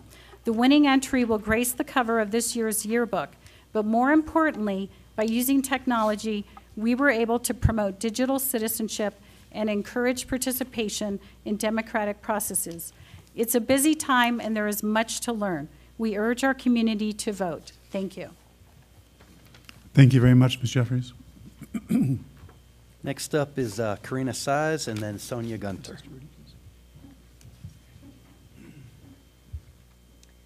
Good evening. My name is Karina Sice, and I am a digital learning coach here in the district. I was a teacher for 8 years and an instructional coach for 2 years before that. This is my first year in this position, and I'm really grateful that I went after her because she gave some really great examples. And I'm just going to speak a little bit to the students in classroom technology and services, for those of you who may not know what our current funds are going towards. So as far as technology, all classrooms have a smartboard in the classroom, which has effectively replaced the chalkboard and the whiteboard. They also have document cameras, which replaces our old school projectors. We all remember those. And in addition to that, in K through 2, each classroom has its own dedicated cart, so that when needed, each student has their own one-on-one device. And in grades 3 through 6, they have their own dedicated Chromebook cart. And grades 7 through 12, each student gets their own one-on-one device, which is really important because they get to take it home on the holidays, on weekends, so that they can use it as needed for their school assignments. As far as services goes, as you already mentioned, 10% of that funding goes towards salaries, some of which are our technicians who help keep our technology up to date and functioning so that we can actually use it. And a lot of it actually goes towards my salary and 15 other digital learning coaches. For those of you who don't know, a digital learning coach is a teacher. There are teachers who go in and work with other teachers one-on-one and in the classroom with the students to incorporate technology into their curriculum. So, like you guys said, please get out and vote, and thank you for listening. Thank you very much, Ms. Ice. So next we have Sonia Gunter and then Carl Morano. Good evening, board members. Excuse me, I'm not used to talking up in front. Superintendent Garcia as well as President Carrillo. Just a couple of things. Moving out of the classroom, I was one of 5 teachers at Capitol High School that had a smart board as well as devices for my classroom. I had iPads, and we were used as a pilot project for integrating technology into our curriculum. Now it's been many years, and seeing that all of my teachers now have access to smart boards and all of my students have one-to-one, they're one-to-one, we're a one-to-one school, they have their devices, it has created, it's a new world for us, and at this point, a world that we're used to. So should something like the ETN not pass, what it's going to do is it's going to essentially throw us back into the Stone Age. Our students don't use pens and pencils anymore. We don't use paper anymore, and we don't use hard books anymore. We use technology, and some of our textbooks, like our social studies books, are all online. And when they're not connected to the internet, our students are able to download onto the hard drives of their Chromebooks and utilize the information and access the information at home as well. So I would just really urge everyone to consider voting, whichever way you vote, but just know that if we aren't able to fund what we have going now, it's going to be a huge detriment. Our students will no longer be able to access, they will no longer be able to learn these 21st century skills that are really important for our current job market and our future job market. I've just seen some very wonderful things happen because of the funding that we were able to have over the last couple of years, leading us to create a brand new computer science pathway at Capitol High School, which we'll be implementing for the 2019-2020 school year. So without the support of the community, we may not be able to implement it with the fidelity and the materials that we need. Thank you. Thank you very much. And sorry I'm so badly spoken this evening. No, you're not at all. Thank you very much for coming. And our final speaker is Carl Morano. Good evening, Board President Carrillo, Superintendent Garcia, and members of the board. I'm Carl Morano, principal at Santa Fe High School, and as I near the end of my 3rd year as principal at Santa Fe High School, I want to speak on the positive impact that the education technology has had on our staff, students, and families. And I would like to share the following successes. As you heard Ms. Seiss speak of earlier, all schools have been assigned a digital learning coach, and we have Kate Gomez at our school, and who I would like to publicly acknowledge for her extensive support with training our staff and students on how to access the latest technological features to enhance our teaching and learning, and the difference that she has had in our school. And of course, the digital learning coaches are funded through the ETN. Each one of our high school students has a Chromebook device in which they can access their technology features, including Google Classroom, their credit recovery work. They can create Google surveys for immediate feedback and access research on a daily basis. If you've seen our video announcements, they're created daily. If you go to the Santa Fe High School Demon Tatler website, which I'll invite you to do so, they're updated daily, and it's because of these features and because of the technology that we're able to get our announcements out via technology. All of our staff have been trained in utilizing technology in the classroom to engage students at a high level, including incorporating 21st century projects in which our students share using the latest technological features. Each teacher, as you heard earlier, has a smart board in the classrooms to project exciting work, and students have the ability to demonstrate their learning in various modalities. When I walk into classrooms and see the engagement of our students through the use of technology, we are fortunate to have these features that are second to none in our state. We are truly educating our students to be ready for the technological world that they are entering, whether it be college or career. I was speaking to a colleague in the Las Cruces Public Schools over the weekend, and she was blown away by all the technology that we have access to, and I'm hopeful that we can continue to have these resources, as without them, we would be taking steps backward and limit our opportunities for our students. Our enrollment at Santa Fe High has, over the past 3 years that I've been there, has increased at Santa Fe High by over 200 students, as we have gone from 1,300 to 1,530 students. I believe a big reason for this is due to the access to technology that we have and to the innovative ways that our teachers are instructing and our students are learning. Thank you for continuing to support our public schools. I encourage, again, all of you to vote, and on behalf of Santa Fe High School, we appreciate it. Thank you very much, Carl, for coming tonight. We'll see you tomorrow. President Carrillo, members of the board, superintendent, that ends public forum. So relative to that, the woman who gave me this letter, I was under the impression that she was going to speak at public forum. And I know that our rules don't provide like the sharing of time and for one person to read a letter from another and then have their own time. Since she has left and delivered this to our board secretary, I mean, I don't want this to get completely lost. So I want it to be, I want to ask you, the rest of the board, if it's okay if I read this, since I misunderstood what, is that okay? You can stop me at 3 minutes if you need to. It's not that long. It says, Dear President Carrillo, I would appreciate you reading this letter during public forum. I want to address the topic listed in the executive session, Mandela Fire Access. I recommend that you do not sell this property. The reasons below: Mandela School plans to increase student load by almost double, from 250 to 400. We may assume that twice as many cars will need access to this school. And are you aware that over 2,100 vehicles drive by Mandela between 7 and 9 a.m. each day on Agua Fria? That about 140 are school cars, including school buses, making illegal left turns into and out of the school. This count was done by a local community member, and the report is available to you if you want the data. Also, if you sell the property, it will increase car trips adjacent to and through that emergency access by 750 cars per day. These are the city planning assessments. Are you aware that there's a proposed housing development of 82 units adjacent to Mandela?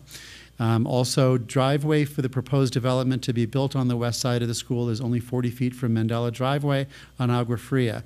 During peak traffic hours, this results in congestion and delay currently and would increase if housing is built. If the development is built as the proposal is designed, it will cause a danger to the students trying to access the school.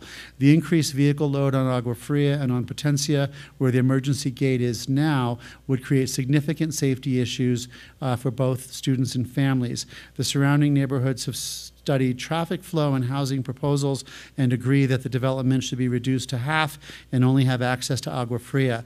This would be the safest for the community and accommodate the increased student load. In summary, the sale of the Mandela Emergency Gate land will result in a housing development being built that will greatly endanger students and increase traffic congestion that will impact not just the neighborhood, but also the families and drivers of students. We recommend the city require a traffic study of both the development and future school traffic before the sale of the emergency gate land. We support increasing the school load, but not at the cost of adding so many units, cars, and trips onto already crowded Agua Fria. Sincerely, and then her name is, I hope I say this correctly, Siobhan Hancock, who is a resident of that area. If you want a copy of the study, you can go ahead and request that. So I'm going to hand this, thank you, board, for allowing me on her behalf to read this into the record, and since I misunderstood the request earlier. And there's no one else for public forum. The next item on the agenda is union update. I don't see the general representatives for the union. Yes. Yes, so Ms. Mayor did text me. She is not feeling well, and so she will not be here tonight. Okay. So the next item on after that is consent. I will go ahead and obviously we'll pull things for discussion, but I'll go ahead and make a general motion to move to pass consent. Is there a second for purpose of discussion? Ms. Price seconds for the purpose of discussion. No? Yes, but I also. Okay, then Ms. Price and then Ms. Noble. Yes. I also want to move the study session, Finance Subcommittee. I was not present for that. So. Oh, the minutes. Separate vote. Okay, got it. Separate vote. Got it. Okay, will do. Ms. Noble. There's also, I think, a reasonably serious typo on item D, which I guess we can do as part of the general vote. This typo here on this agenda? No, on the cover sheet of item D. Of item D? D. So if we want to go there now, I can just say the payroll appears to be 48 million. Rather, so there's an erroneous 4 in front of the January 2019 payroll number. Oh, yeah. Whew, that was an expensive month. Yeah, right. There's all those bonuses. So I just want to be very, very clear that when we adopt, that the motion includes correcting that number, because I have read through the supporting documentation, and the number should be 8773845. Okay. So everyone, when we're voting on this, we're voting on 8,773,000 and not, or 8 million, yeah, not 48 million. Okay, great. Thank you for noting that. Anything else on consent that needs discussion? Hearing none, let's do a roll call on consent, except for the minutes on the Senate Finance Committee. So all those in, actually, Ms. Price, we're going to do a roll call on this, so everything but the one item. Yes. Ms. Noble? Yes. Secretary Garcia? Yes. Vice President Cashman? Yes. I vote yes, so that passes unanimously. Now on the minutes for the subcommittee meeting, Ms. Price asked this as a separate vote because she did not attend. So because this is part of consent, we'll do a roll call on this as well. All those, or actually not all those. Ms. Noble? Yes. Mr. Garcia? Abstain, I Ms. was not Cashman? present as well. Yes. I'm sorry. He abstained. He wasn't present Oh, either. you weren't? Oh. No, he wasn't. It was Okay, the three of thanks. I us. didn't know that. I forgot. Three of us. All right, and I vote yes too. Okay, so we approve those minutes, all those that were present at the meeting. So consent is finished with. I assume that based on our earlier discussions, board update and superintendent update are probably, you have more for superintendent update? I have an update, yes. Okay. And we were still gathering the information. I'll go over it at a high level and then send you, I'll see if I can have this scanned or send you an email from the various departments regarding the bars that were submitted that you approved for the Alvord sale. So just so that you know,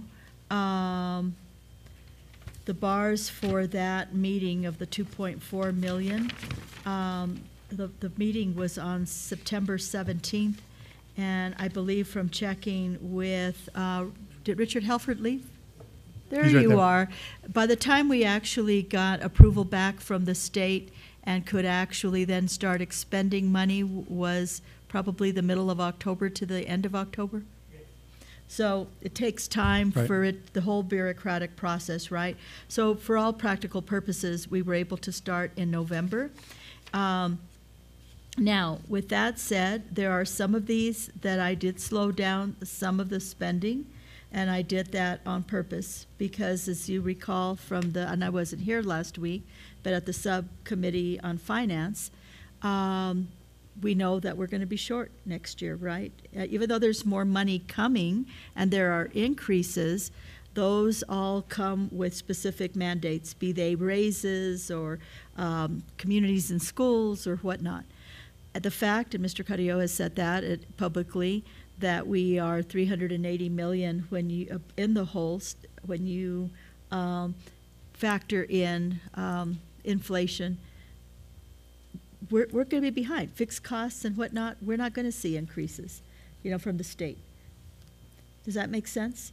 We're at still below 2008 levels when we consider where we were when adjusted for inflation. So I felt it necessary that even though there's going to be new money coming, it's going to be coming with very specific guidelines. So I did slow down some of the spending with that in mind. On the recruit retain, under that category, actually that was for FTE, if you recall, to implement Project Thrive. And in talking to Mr. Howard Etzner, there were 3.5 FTE for $160,000. One FTE was a specialist, and that person was hired at a 0.6 FTE. He's not able to go full-time yet. The administrative assistant, that FTE was hired. The generalist was hired, and a 0.5 recruiter still remains vacant because we also lost people that had to be replaced. So from the Alvord money, there's a half FTE that has not been filled. But that was for additional staffing, and those people were hired in late November. Okay. On the emergency management position. Sorry, do you have copies of that? You said, okay. It has All to right, be it's put. okay. So, and I could just give them to you if you would like. I could have these copied, and then you can let me know what questions you have. But there was like, what are the outcomes? Well, for some of these, we're not going to have the outcomes yet. Like for the first grade literacy kickoff, the attributes of the graduate. Right now, I'm implementing a pilot. Only 20,000 of the 50,000. We restored 100,000 back to admin. That position I held vacant because someone left, and we have not hired somebody for that position. Restoring back the money for professional development. The training, I have what has been provided for training. So this was all in response from you all of how we were spending the money and what had happened with it. So I have an accounting of where we are.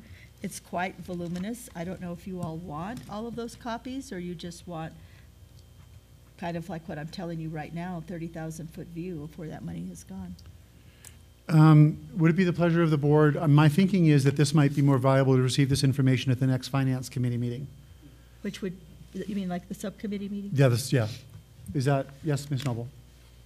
So I would agree with that. And just to say, I think it wasn't so much, my understanding of our discussion wasn't so much that we wanted an accounting of the money, but that we were given a list of things that were recommended to move into recurring, that this needed to be contextualized in our budgeting process, and that we needed so more the recurring piece? Well, and that we needed to understand what happened with the initial list in order to be able to make decisions on the recurring piece. So for the next finance meeting, okay, I can have a better context. I think it's important in context. I personally, would really appreciate seeing it and being able to, because doing it verbally is tough. But I think it was less about what happened with all this and for understanding what would be moving forward in recurring, what we could complete. And why. Yeah, just Okay. the whole budget context.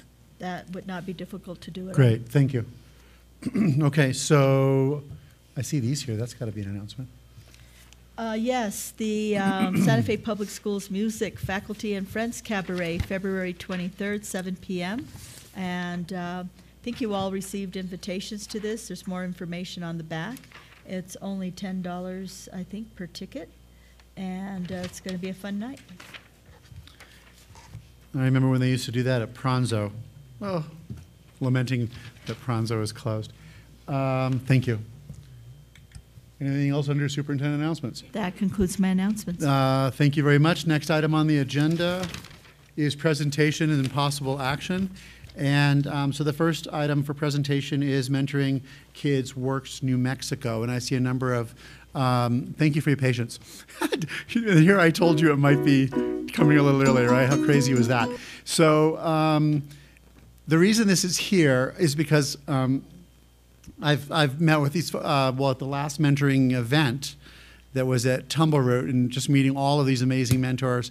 And just, we had talked about making sure that you could do a report to the board and the importance of doing it now because we're heading into budget and really kind of realizing, not to say that we're going to, we're handing out money because you heard all the discussions earlier, but it's really, this is a time when we're doing a lot of planning for the coming year. So I felt it would be very good for the board to hear of your work, your organization, and how you so positively affect the kids of Santa Fe Public Schools. And so I'm not sure whether you've met with Alma, and there was going to be, if you needed that PowerPoint or video, sure. Fantastic. All right, if you could just always just state your name, because we have to have that for the record, and maybe where you go to school, and thanks so much for being here. The green light will be on if it's on.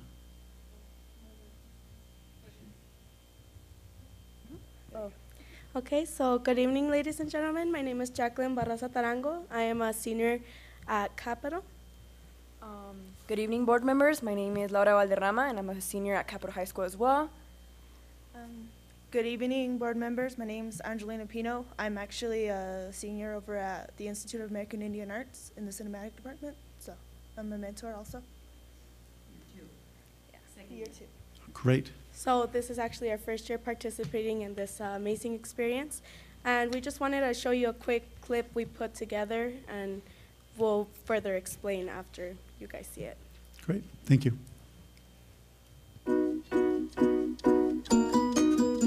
Hi, my name is Leslie. I'm 8 years old, and my school is Ramirez Tommy. And what I like of mentoring, that the mentors help you with your stuff, but they don't tell you the answers from your homework and try to give you the best stuff they could for you. We'll play with you, but sometimes you gotta do your work. So what I like about them, that they're really nice, and also we could be with a different mentor every single day or the same. It doesn't matter as long as we finished our work. 8 years old. What school do you go to? Ramirez Thomas. What grade are you in? Third. And how have the mentors helped you? By helping me doing my math and reading. What's your favorite part? Reading. Hi, my name is Ruby. I am 9 years old. What school do you go to? Ramirez Thomas Elementary School. What grade are you in? Third grade. And how do you think the mentors have helped you? Work and a lot of math by learning. And what's your favorite part with being with the mentors? Playing and doing my homework. Hola, mi nombre es Viridiana. Tengo 8 años. ¿Y a qué escuela vas? A Ramírez Tomás. ¿En qué grado estás? Tercero. ¿Qué es tu parte favorita de la tutoría? Leyendo. ¿Y no más? My name is Sebastian. I'm 9 years old. What school do you go to? Ramirez Thomas. What grade are you in? Third grade. How have the mentors helped you? Playing games, and doing teamwork. And what's your favorite thing about the mentors? Doing math. Hi, my name is Mia and I'm 8 years old. What school do you go to? Ramirez Thomas Elementary School. What grade are you in? Third. And how have the mentors helped you? They helped me learn more math. What's my your name is favorite Noah and I go to Ramirez Thomas. And I'm 8 years old. And how has mentoring helped you? Reading and writing. 8 years old. What school do you go to? Ramirez Thomas. And what grade are you in? Third. What is your favorite? Math. Why math? Because it's fun. Tengo 9 años. ¿Y en qué escuela estás? Ramirez Thomas Elementary School. ¿Y en qué grado estás? Tercero. ¿Y qué te gusta de la tutoría? Tengo 9 años. ¿Y a cuál escuela vas? Ramirez Thomas Elementary School. ¿Y en qué grado estás? Tercer grado. ¿Qué es tu parte favorita de la tutoría? Hi, my name is Harold and I'm 8 years old. What school do you go to? Ramirez Thomas Elementary School. What grade are you in? 3rd grade. And how have the mentors helped you? They helped me a lot on my homework. In what kind of homework? My math homework. What's your favorite part of mentoring? When we go and play some cool games. So that's just a little part of what the kids' point of view is part of. I believe that I will speak for myself when we all say that we have different experiences because we all have different children. Though most of the days they're like, hey, I want to be with you, or I want to be with you. Personally, I've enjoyed it a lot because we're able to give them the opportunity I didn't have as a kid who struggled with such skills as math and reading. So I think it's really eye-opening for them and for us to be role models and, you know, kind of shape the kind of future they want to. I feel like for me personally, like I don't know if you guys noticed, but I wanted to tear up when I was like trying to see this video about the kids, because I saw every single kid and I've met every single kid so personally and so deeply that I was like, oh, Harold, he likes this and this and this. Oh, Ruby, she's like this and this and this. So there's so many different characteristics and personalities within each kid, which is amazing for the fact that we all work with different kids. And it's just like some kids work faster than others, or some like math, some like reading, or some of them just like go play the little games. Like they're so competitive and so like, how do I say, they're just full of little bundle of joy, and it's crazy to see them grow. And I feel like one of the things that mostly impacts is that we're not only helping them academically, but we're also helping them grow their confidence, their determination, and as well that comes back with us because it's growing within ourselves, just having that confidence to teach them, having the ability to have the responsibility to be with them, and also having that commitment and determination to be there every single day, work with them every single day, whether we be tired, whether we be sick, whether we have work, whether we have homework, we're still going to have that time to be with the kids, and we're just going to be there every single step of the way, helping them grow into little people. They're so cute. But that's just from my personal experience.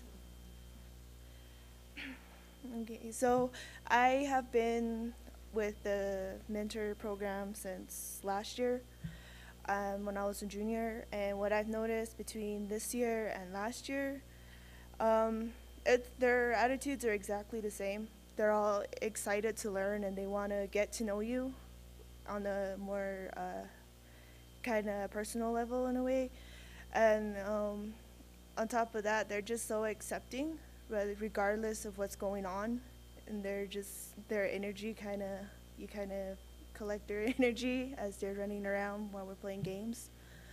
But it's a really good experience. Even some of the students I've worked with last year have come up to me and they have hugged me, and we haven't really talked because they got to go back to their class, but they have seen me and they know me in a way, I guess. And then this semester, it's a lot easier now that I have more of an idea of how to work with them and which ways will help, what ways don't.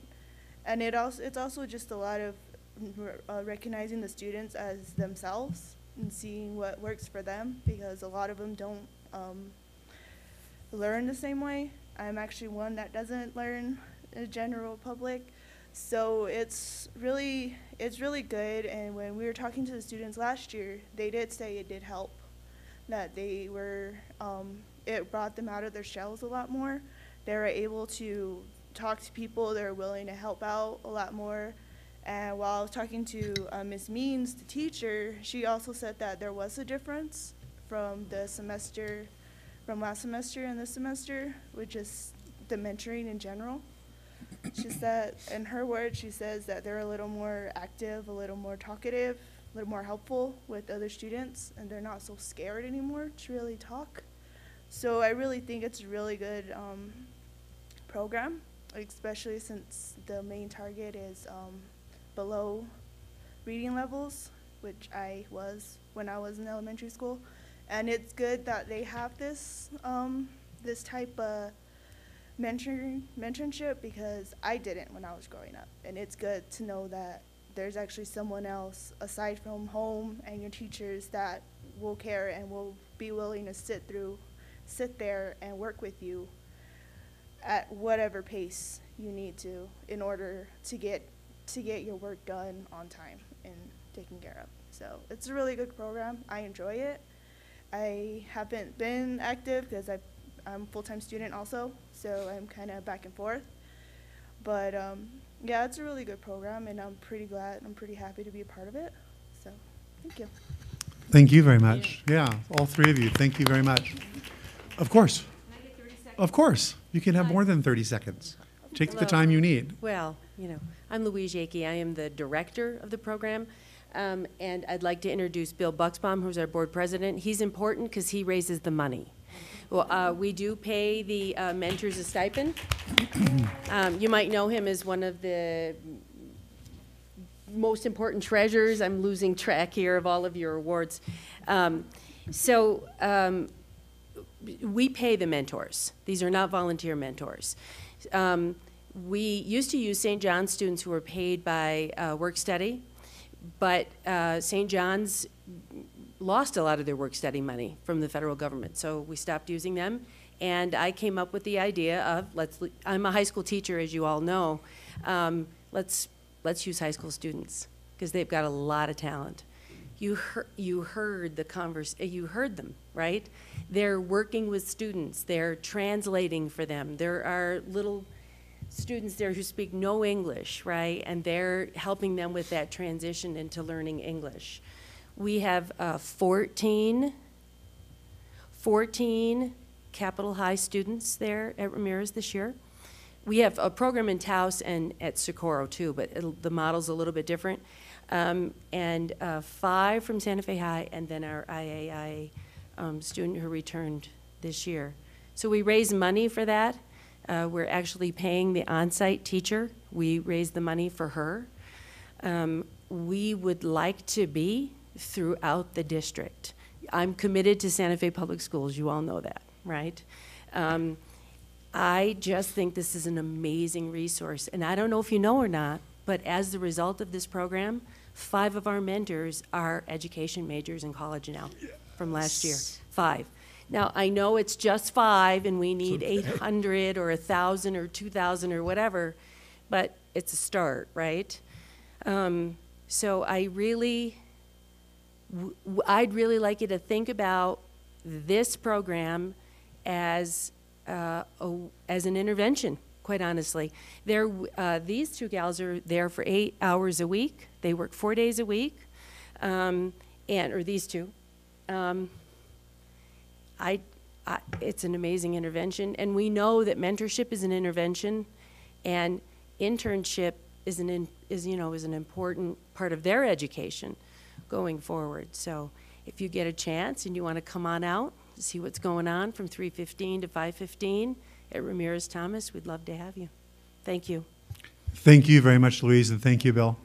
And I know Mr. Garcia may have questions for both you and for the students. Mr. Garcia? Mr. President, thank you for bringing this forward. Thank you for what you do. Mr. Bill, correct? Thank you for what you do for the community. We totally appreciate that. The young ladies that actually do mentoring, I actually was touring El Camino Real for a little while today, and I saw the classroom where they did mentoring, and I think it's very important for elderly students to mentor the younger children, as the video shows, and it means, well, older, as well as, and so I think that's very important that you all do that, because, and once again, since you are older, and you are seniors, we'd appreciate if you actually come back when you leave for seniors to still continue to mentor if it's a possibility. And thank you for getting up and speaking very well, because this is your public building, and say what you'd like to say. I appreciate the opportunity for you guys letting us talk about such an amazing experience.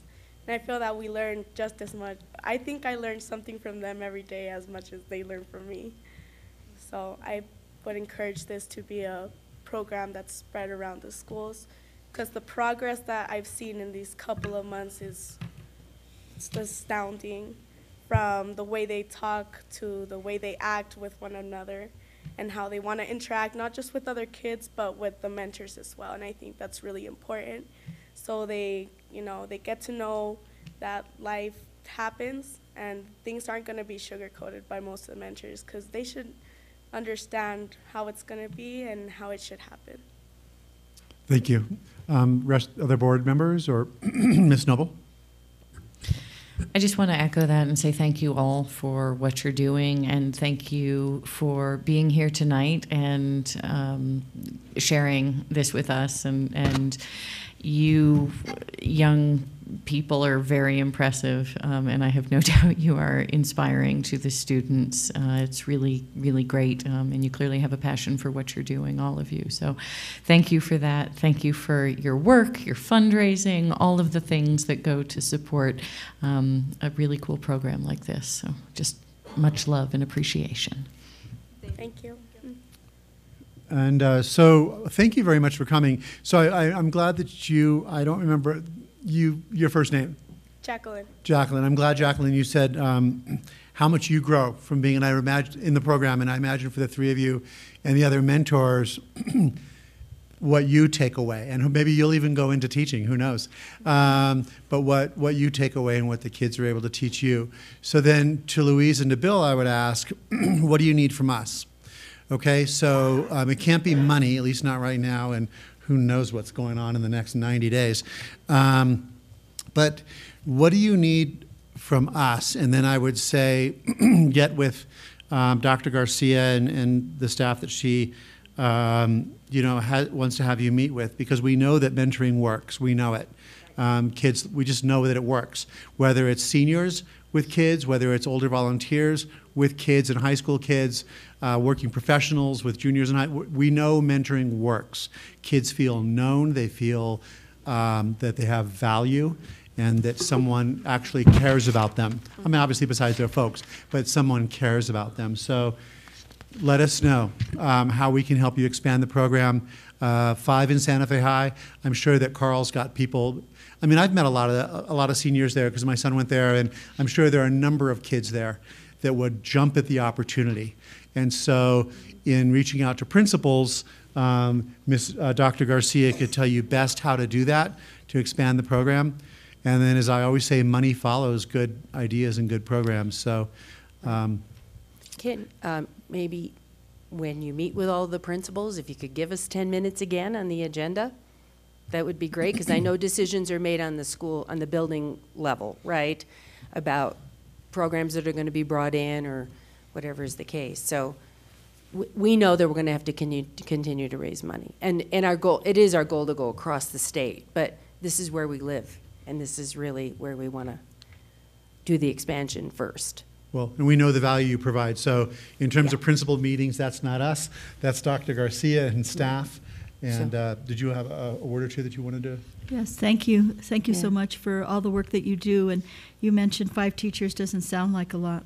My understanding last year, I think that UNM and the College of Ed, they had like maybe 30 graduates. Right. So, I mean, 5 is significant when you think about it.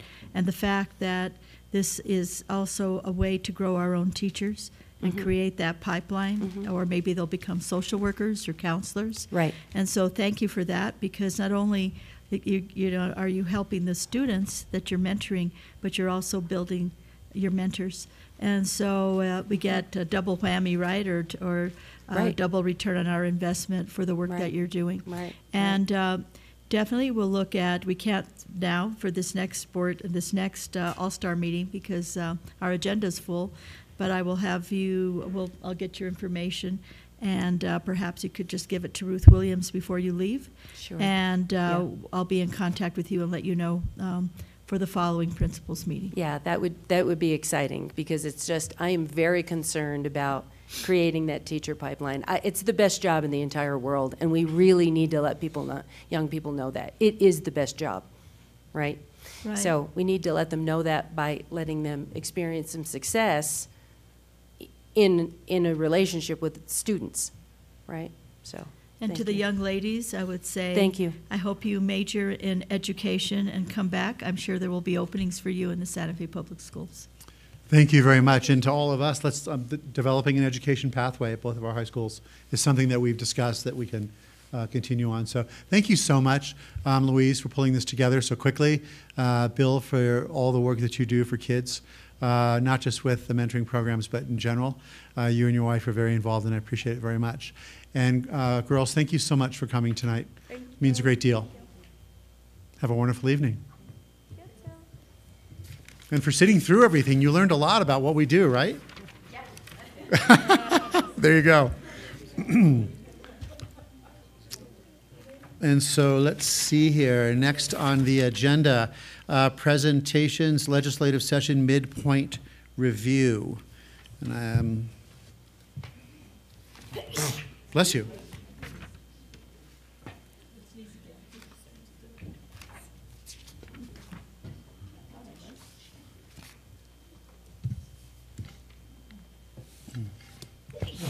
Bless you.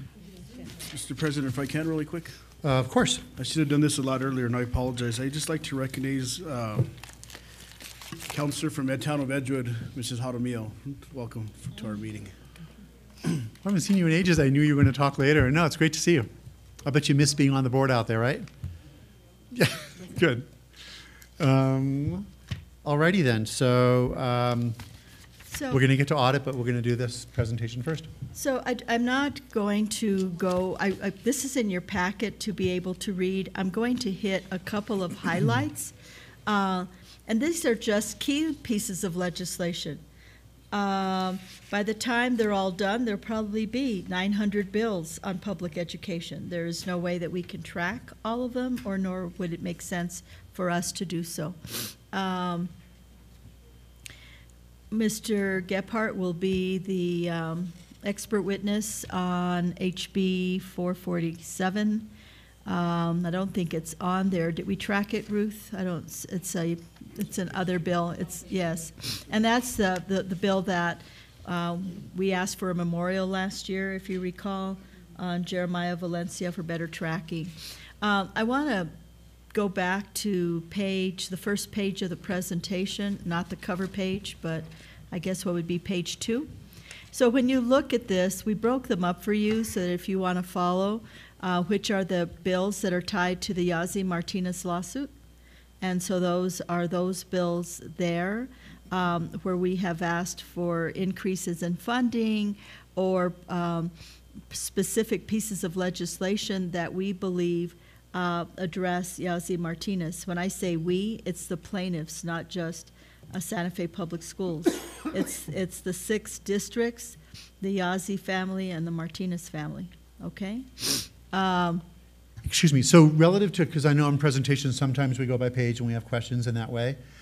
Tonight, can we do it by block? Because thank you for having these organized kind of by block. And so this way, if people have questions about the Yazzie Martinez bills as they've been combined, if it pleases the board, we can address the bills that way, because there's a lot of information here. Would that be okay with you? If you want to, you can.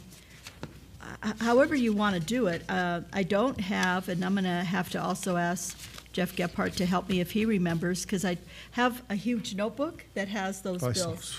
Did you see I saw that it in notebook? your office. And so I can't tell you every specific piece if you're going to ask me exactly what's in HB 121 or what's 159, the Multicultural Education Framework. I can tell you general overview. Perhaps Mr. Gephardt, if I get stuck, maybe you can help me, or Ruth, that have been tracking all of these bills. I can tell you that, so I don't know how you want to do that. If you want to talk about it as a block, what I would recommend is that we did include in here, I think the link, right, Ruth, or we send you the locator link so that you can pull up the bills. And then here are what other bills do, or some of those bills do, and I think that was in the section starting where, Ruth, on page 16 or page 18, there are some explanations of what some of the bills do. So I don't know if you want to go through the whole thing. I can just highlight a few pieces that I think are important for you to be aware of. So it's whatever your preference is. My thinking is, like, I'm looking at Yazzie Martinez and then Mr. Garcia. So my biggest concern around Yazzie, even though I know what the court, the opinion that Ms. Singleton wrote, her judgment, one of the biggest concerns I have is unfunded mandates, because I've already seen them talk about $462 million, where it used to be 500, right? Now it's down to 462, and I think it's Mimi Stewart's bill has teacher increases not even keeping pace with our surrounding states. I mean, it's paltry and it's insulting. And so I'm curious, like, what concerns maybe do you have about those bills related to the lawsuit and our ability to meet the requirements of the court decision and where there's the fear of unfunded mandates? That's my initial concern there. Mr. President, I'm okay with the superintendent actually going through what she thinks are the important bills, because just skimming through some of these bills, some of these things are getting introduced and they're not going to go anywhere. And she actually has the expertise into kind of hopefully guiding us as into what bills have to get passed, as you said, the Yahtzee lawsuit, and what other bills she thinks are important to the state of New Mexico, actually, because this affects the entire state. So whatever you'd like, that's my suggestion. Anyone else have a? Well, if it's whatever I'd like, you'd be starting by block and then going to the rest of the bills as they're explained. Ms. Noble. I would just say I think this is a pretty complete presentation, and we are at a point in the legislative session where I think it's very difficult to call what's going to go anywhere. So my plea would be that we don't delve into this in a theoretical way too deeply, that we keep things moving tonight, however we do it. Thank you. And just really quick, Mr. President. Of course. If the superintendent sometime could answer, who from Public Education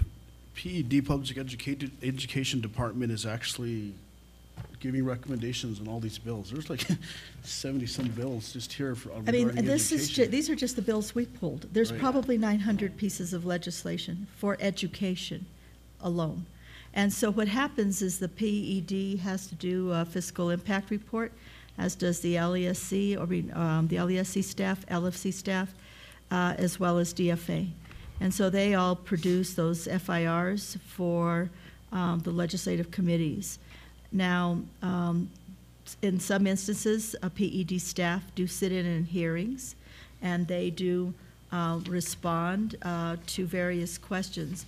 If I could go through a little bit further, sure. You can kind of see what's happening with House Bill 2. So what I want to explain, and I think, and you probably already know this, but when there's appropriations like in HB 111 or HB 120, all of these had appropriations attached to them. They get stripped out and they wind up in House Bill 2, right? Yeah, the money does not stay in those bills, even though people suggest that they may. So House Bill 2 is the House Appropriations and Finance Committee bill that will then go over to the Senate, right? And they're going to add more money in. So it's too early yet to know exactly where or where the funding is going to be. The Yazzie-Martinez recommendations, and I don't think, you don't have them in here. What page is that on, Ruth? Not the bills, but the dollar amounts. Well, if there was an appropriation contained, I've noted it, and so the overview of those begins really right after House Bill 2, and I put the bill numbers in order with the bullet, so it flows in a numerical way. So you can go back and you can track and see which ones have the appropriations and what amounts. But for example, for example, K5. There was some of that was ours. There's some that is in the Senate bill. There's some that's in the House bill. So right now, it's very difficult to really track exactly how much money is really going to be there until Senate Finance actually gets their hands on it. And the House always saves room for the Senate to do something. They don't put all the money in right off the bat, right? Because they want to let Senate Finance be able to add additional funding. But what I want to say about that first bill, this first page rather, is that the purpose of giving you this is if you want to track what are bills that are important to the Yazzie-Martinez lawsuit according to the plaintiffs, then this makes it easy. You can keep track of those 7 or 8 bills okay? And you might want to follow those. These were key bills because there's so much for you to follow. You'd go crazy, and you all have full-time jobs. But if you want to get on the website and see where things are, these are all a lot of the finance bills and the School Support and Accountability Act. So you're going to want to look at House Bill 5A, Senate Bill 1A, Senate Bill 229. If you're interested in the general appropriations, you're going to want to look at House Bill 2. And then the Santa Fe Public Schools Bill 181, that one we deep sixed it. If you recall, that one's not going anywhere. That bill is pretty much dead, and we talked about why that bill is dropped, okay? So now if we go to key legislation continued, I do want to talk to you about some very important bills that, and then we'll get back to the funding in a second. And that has to do with House Bill 325 and its companion bill, Senate Bill 172, and House Bill 326 and Senate Bill 170. And that can have significant negative impact on the Santa Fe Public Schools. These deal with federal impact aid and the credits. And if they allow those districts that are on the reservations or have high, federal impact to them, we would lose, I think it's like 62 million or 61.9 million to the SCG. It would affect Santa Fe Public Schools by $2 million. So what we have, I mean, this is apart from YASI, apart from funding, if they do this for those school districts. So what we have suggested and have supported, and what Linda Siegel is pushing, is that we are held safe harmless, or held harmless, and that money go into the base of the SCG so that money would be replaced and we would not lose it. If this passes, we would see a reduction of $2 million in funding. And so that's real important. It's not that we don't want them to get the money. We know that they need it. We know that they'd be expending it for capital. But if we don't have the whole harmless on these bills, that will hurt us. So if you hear anything else today, if you can for sure keep the federal impact aid bills in mind, and not that the Santa Fe Public Schools is against the Native American districts being able to get that money, that's great, but we want to be held safe harmless. Election laws 50-year tune-up, I think is that going in connection with Ivy Soto's fix, Ruth? Okay, so these are other bills, and we'll get to them in a few minutes as we go through the presentation. So let's look at House Bill 2. It puts appropriates for the state equalization guarantee, $3.76 billion. It's a $450 million increase. What the plaintiffs have been saying is that the amount that really needs to be increased overall is closer to $1 billion. I think the request this year was closer to $700 million. So you can see that there is a significant difference. That's what you were saying. It's not enough money. This bill includes those increases of moving from 40,000 to 41,000. Our base proposal in the Yazzie Martinez is 45, 55, 65. And so you can see that this falls short of that. It includes $77 million to provide at least a 6% salary increase to all licensed teachers whose primary duty is classroom instruction. I don't know what they mean by others. It increases the at-risk index. What we have to know, the Martinez Yazzie are asking for it to go to that multiplier to go to 0.25. We're not real clear. It's still kind of muddy. What is the real increase in the index? This $450 million includes $62 million for an extended learning time program, factor for extended learning time programs. And so I don't know what that factor is going to be. I guess it would be in the SEG. Does that mean now we don't know for sure? Do we not apply for K-5 plus, right? Or could this go for after-school programming? If you notice, it says K-5 plus factor.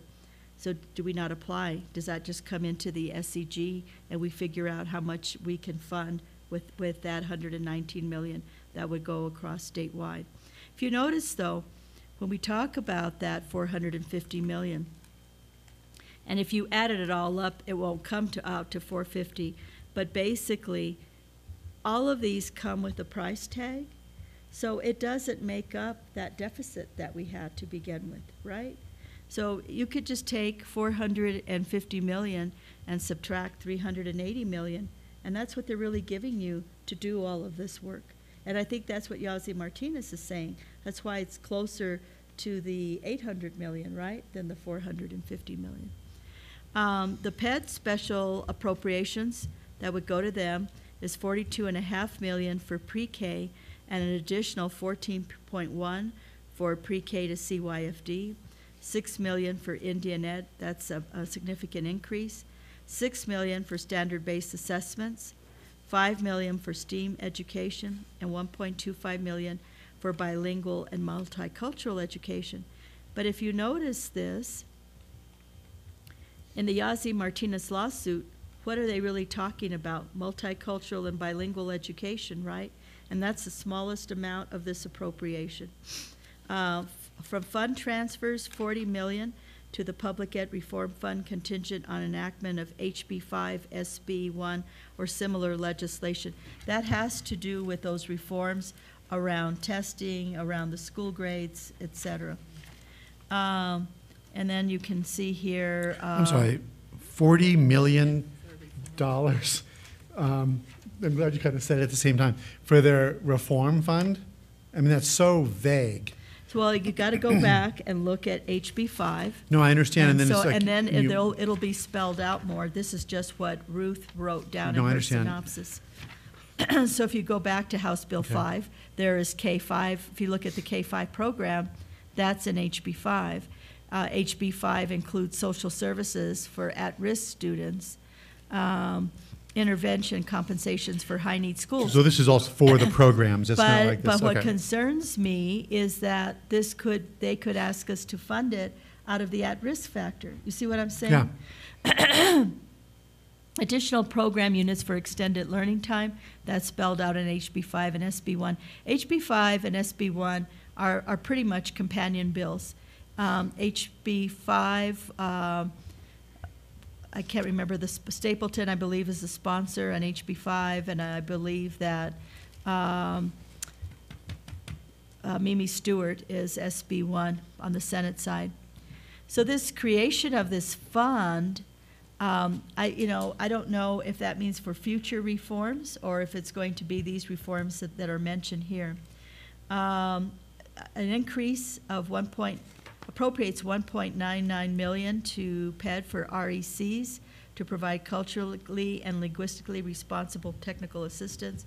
Santa Fe Public Schools is not a member of an REC, so I don't know that we would necessarily benefit from that. A Bilingual Teacher Preparation Act, that's House Bill 120.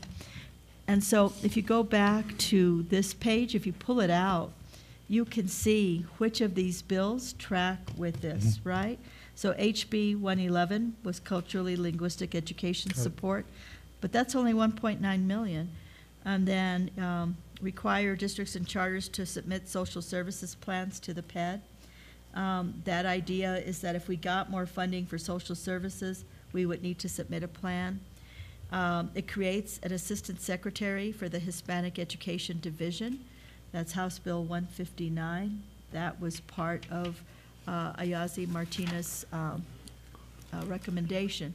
The creation of the Assistant Secretary for Bilingual and Multicultural Education, that also ties to Yazzie Martinez.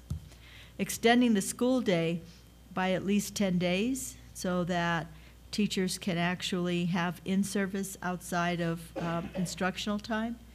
171A, it looks, Ruth, you had it tied to the minimum teacher salaries, because in the minimum teacher salary bill, they talk about the salaries, and they also add the 10 days. There is a raise, okay? It's not like you're going to get a raise because you're working 10 more days.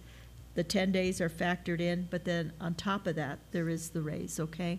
So they are being compensated. The statewide literacy and biliteracy initiative, reminds me somewhat of what we're doing with Read First Santa Fe, except they added a biliteracy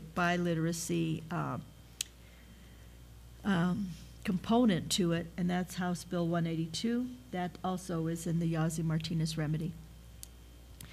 House Bill 407 on page 6 defines special elections in the election code and what can be considered for special elections.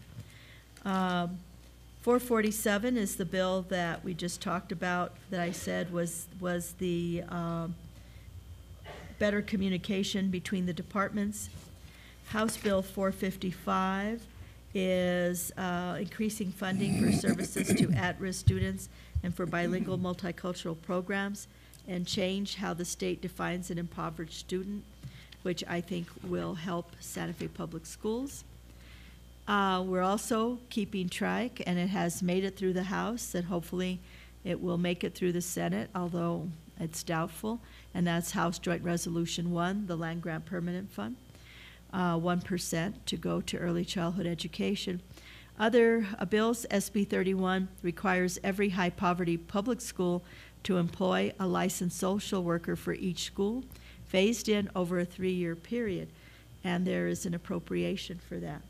So if we had each school have a social worker, and this is a phase-in, we could apply. Now, where we can find all the social workers, that's been a problem for us, even to hire the social workers in the LVORD recommendation. 229 repeals the ABCDF school rating system and creates a dashboard. This would go into effect in the 1920 school year because they have found the ABCDF that we got creamed on to be not transparent and valid. Appropriating $3.9 million to UNM for research into educator preparation that best serves culturally and linguistically diverse students. Creates a bilingual education degrees in Spanish and English and Navajo and English. And then HB 589, that would allow districts to use Title I funds for its Community Schools Initiative, and the PED use Title I funds to invest in community schools statewide. It also creates a community schools fund and appropriates $5.1 million. While it would be great to be able to use the Title I funds for community schools, that would mean, though, that we would have to cut other services, right? So, and then here on page 12 are the House Bill 5, the teacher salary proposals. So on 12 through 15, I mean, you can basically. I'm not going to read them, but there they are for you. You guys can see them. You can see the differences in how some of them are really paltry, right? Especially given what we know the states around us pay. And if you followed the Denver school strike, you can see what they ended up getting as a result of striking. And then if you look at page 16, it spells out what I was explaining to you about impact aid, and then other bills on our radar are. All of these bills around instructional materials and American Indian educational outcomes and how program units are calculated. So we're paying attention to all of that. May I ask you a question? You may know this just because of your this experience and also having been Secretary of Education. So we're in New Mexico. We have what, 2.5 million people in our state? Is that what they say? More or less. We have a part-time legislature, very, very, very part-time. Probably right now they're all over the bull ring, or many of them. But how many bills? I mean, when we see over 1,000 bills coming, just for education, it's just is this normal? I mean, in other states? Oh, that I'm just curious. I know New Hampshire goes all year long, and they have more representatives per capita than anybody in the whole world. And they just do tons of legislation. I mean, and it's year long. I don't know about other states. Go on. I know, I'm just making a sarcastic remark, but it's like, I'm just curious about if 900 bills, just education bills alone, is normal. When I was secretary, that was pretty typical. Ruth actually did those bills, and the difference is we analyzed every single bill. And you have to have a whole process and staff that are working 14, 16 hours a day. I appreciate that Ruth has pulled all of this together for her expertise for us to help us track. But we have a full-time lobbyist, but she does not lobby just for us. We get there when we can on key bills, but we depend on our lobbyists. We depend on the staff from the Center on Law and Poverty. But, when people ask, and I've sent you the stuff from Lauren Winkler that tells you Yazi Martinez bills, what rooms they're in, but there's no way that my staff can track or be able to tell you, or even Linda, to in advance be getting the information out to the board as to, committee hearings and what rooms. It's almost impossible to be able to follow it. So if there are particular bills that are of interest to you, we send the links. Lauren Winkler's is probably the best that I send you, and Ruth's is, Ruth is actually, I'm sorry, Ruth. Ruth actually sends you, and I had told her just to email you directly. It's a little chart. It tells you where the bill is and what time and where they're meeting, okay? Yeah. But it is a lot to follow. And we're also trying to do this campaign right now as well, and make sure that we just keep, that we can push the things we think are important, but also play defense on bills that we believe could have significant negative impact on the district, like the federal impact aid. And a lot of this work is sometimes done in meetings outside of the legislature by various partners in trying to work things out, and I have been very active in that. As a matter of fact, the week that I was out ill, I spent many hours on the phone working on the federal impact aid, negotiating, how we can make that work for everybody. It's a lot. It's a lot. Thank you. So I'm just curious, page 24, you just got to look at SB 554 and think, how on earth, with everything else, do they think they're going to do this with $462 million? They're high. They're just like, and then what they need to do is legalize marijuana also to get the taxes from that, and then they can be high and maybe get all this stuff. But it's just 20 more instruction, all of this. It's like, where are they thinking? So the way this one works. Going to happen. So the way this one works, this is a companion language. Right. If we add the 10 days to the teachers, right?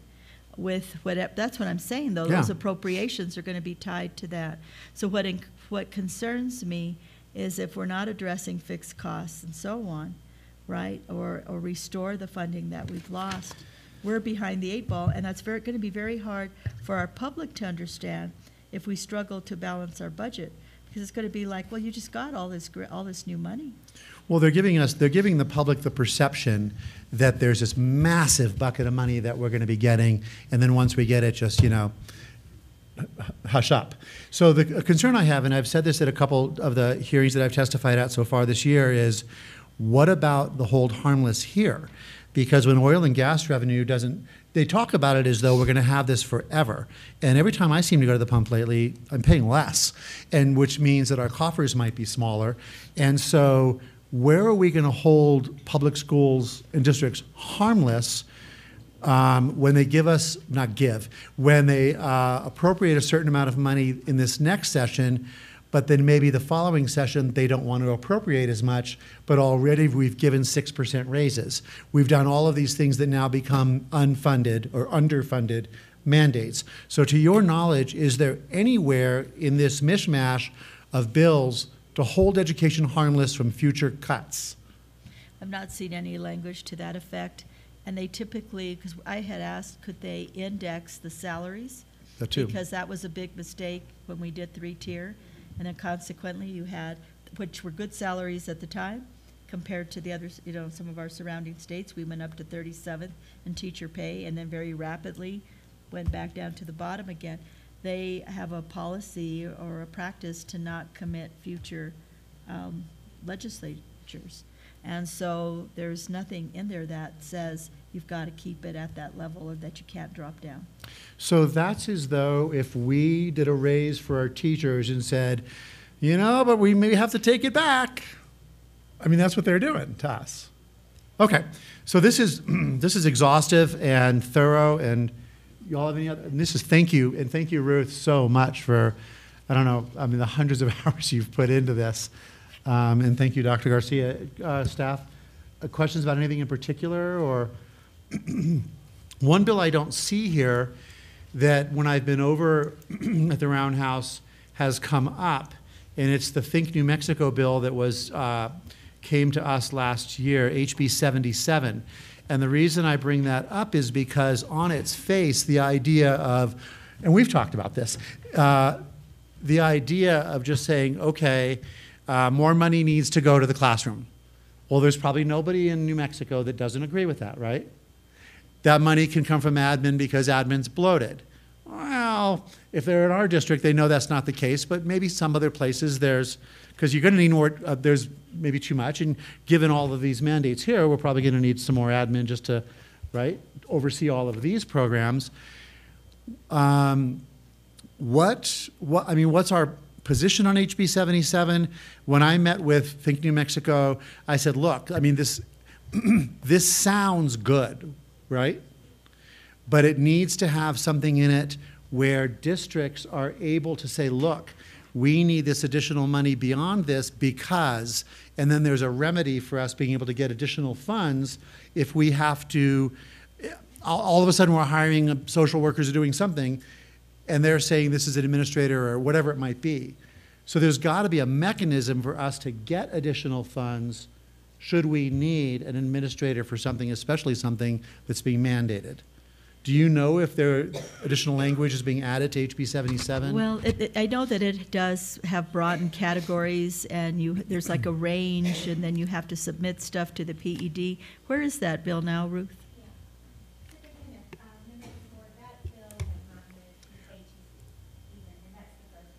So it has. Can you come to the podium only because it feeds the audio that then feeds the viewers or viewer? I don't know. Yes, Superintendent, members of the board. President Carrillo, that bill has two referrals. One is HEC and one is HAFC. It has not been heard in HEC, and I happen to know from calling the committee today that HAFC did not meet today and is likely not to meet until tomorrow, and they're trying to get House Bill 2 through on the floor of the House, so it's unlikely it'll be heard anytime soon. Yeah. Okay. Okay, thank you. So if we could go to page 26. I think it's just so that you can see, and you have that in your handout, and you have it electronically. If you want to know, like, you know, what's happening now, you can click on that link, your live link from your email from this presentation, and you can get right to the calendar and the sessions. And then the bill locators, so for example, you were concerned, I forgot what bill number you said it was, but let's just say you want to track House Bill 447, then you can locate it by going to that link. And then if you just want to watch a hearing while you're working, you can hit the webcast and you can actually listen to testimony in committee rooms and whatnot. Great. So those this is invaluable information. Those links are there for you. And then the names of the House of Representative committees and Senate committees. And then if you can go to legislative calendar on page 28. Well, can you go back, Ruth? Anyway, February 14th is the deadline for introduction. However, each committee has 5 dummy bills, and so they can still create a bill at the end, and I give it a number. So it's, even though that's the last day for introduction, they have those committee bills that they can assign a number to and introduce. What's a dummy bill and why is it there? It allows committees to be able to add. Sometimes there's a reason to introduce legislation after the deadline for introduction. And so each committee holds back 5 bills, and they're given a dummy number. So and then memorials have no deadline. So while February 14th you say, no more bills are coming, well, that may not necessarily be true. The session ends at noon on the 16th, and then April 5th, legislation not acted on by the governor is then pocket vetoed. And so she's already started signing. She may have already started vetoing, but she has until April 5th. And then the order of signage also becomes critically important. If you open 3 or 4 sections of law, the order that they're signed, the last bill trumps everything, so you have to be very careful on order of signing. June 14th is effective date of legislation not carrying a general appropriation bill or a bill carrying an emergency clause or other specified date. Those with appropriations are July 1, unless there's an emergency clause. Okay, so then what happens, and I'm curious, and I'm sure the board is as well, between March 16th and April 15th, which is the deadline for Yazzie? What happens in that month if it's felt that we have not met the mandates by the Yazzie Martinez decision? What the judge has asked for is a plan by April 15th. And I think that the legislature or the executive will submit their plans of what they've done this session and what they intend to do prospectively.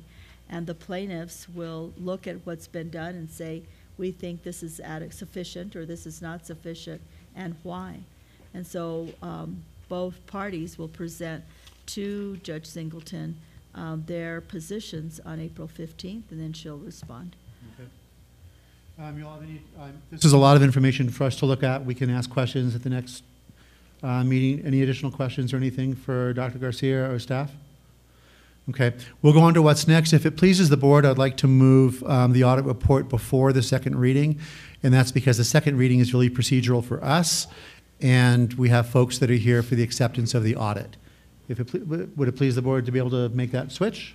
Great, thank you. In that case, we're going to action. Item 11B, acceptance of the audit. Dr. Garcia.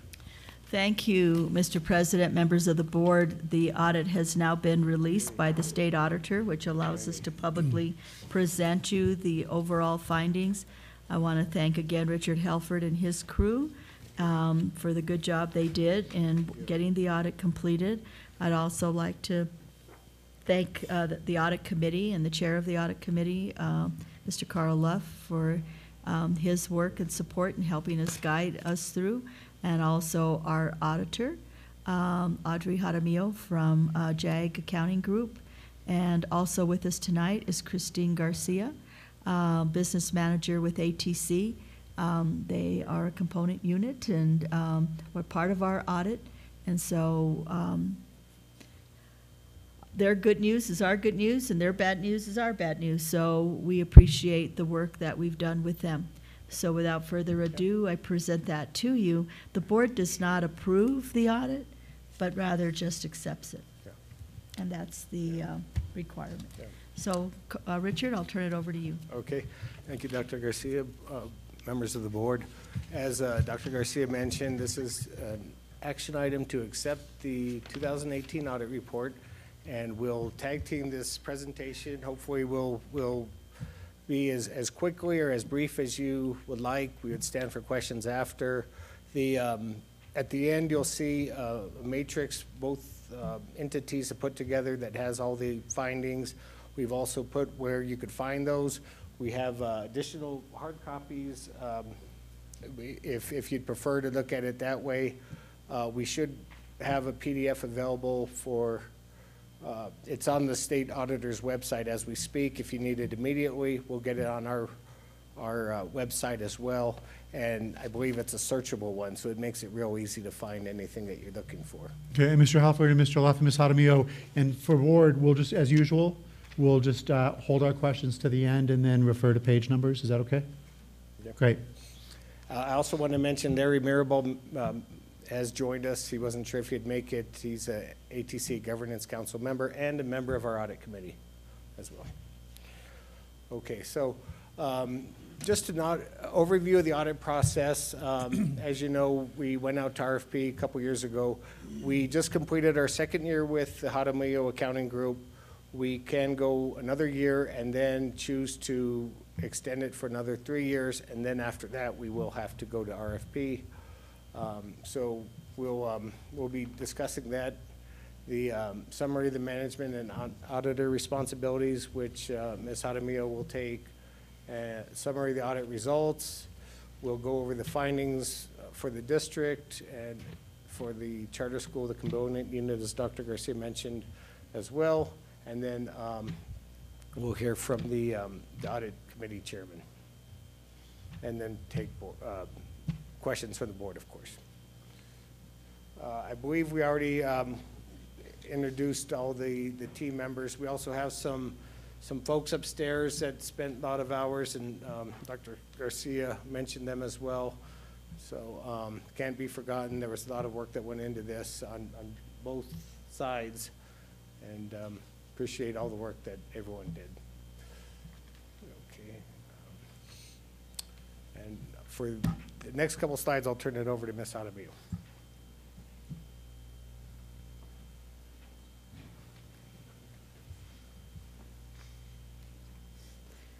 Thank you, Richard.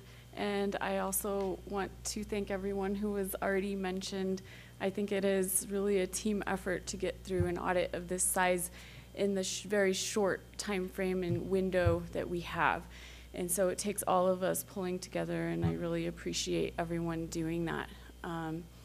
I would like to go over just some points in the audit this year. I realize you may not always do that in the past, but the state audit rule does require us to present the audit to you and stand for questions, which I know that part has always been done.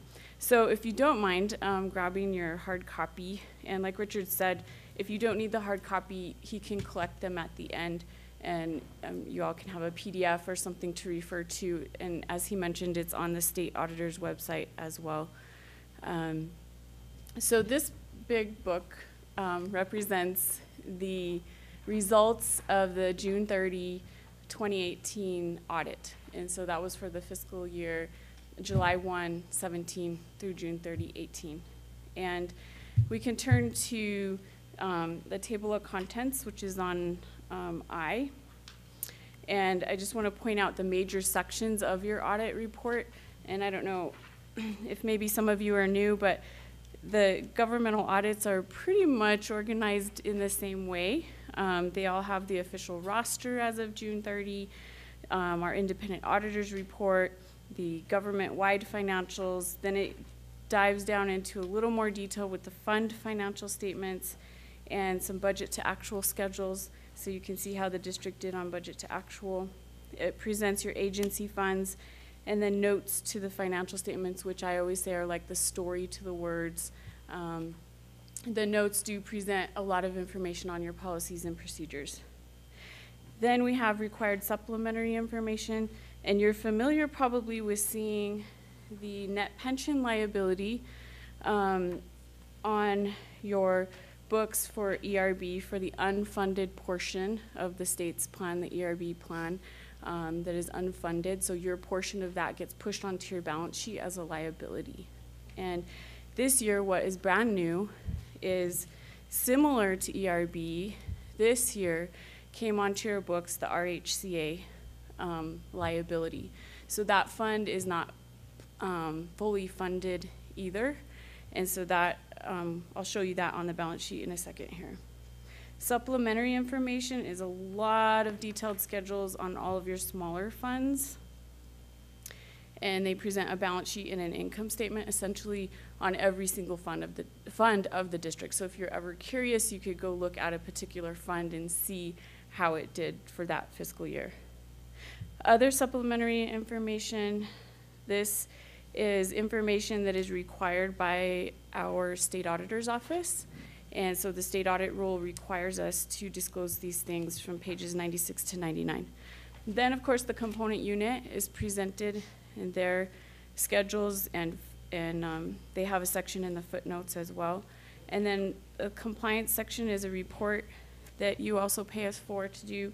And then the federal financial assistance, there's a third report that you pay us for on your federal programs. There's a few other things in this section, which includes the findings, and I know Richard will go over a brief matrix of that so that we're not going into all of the details. But just so you know, they do start in the back on around page 141.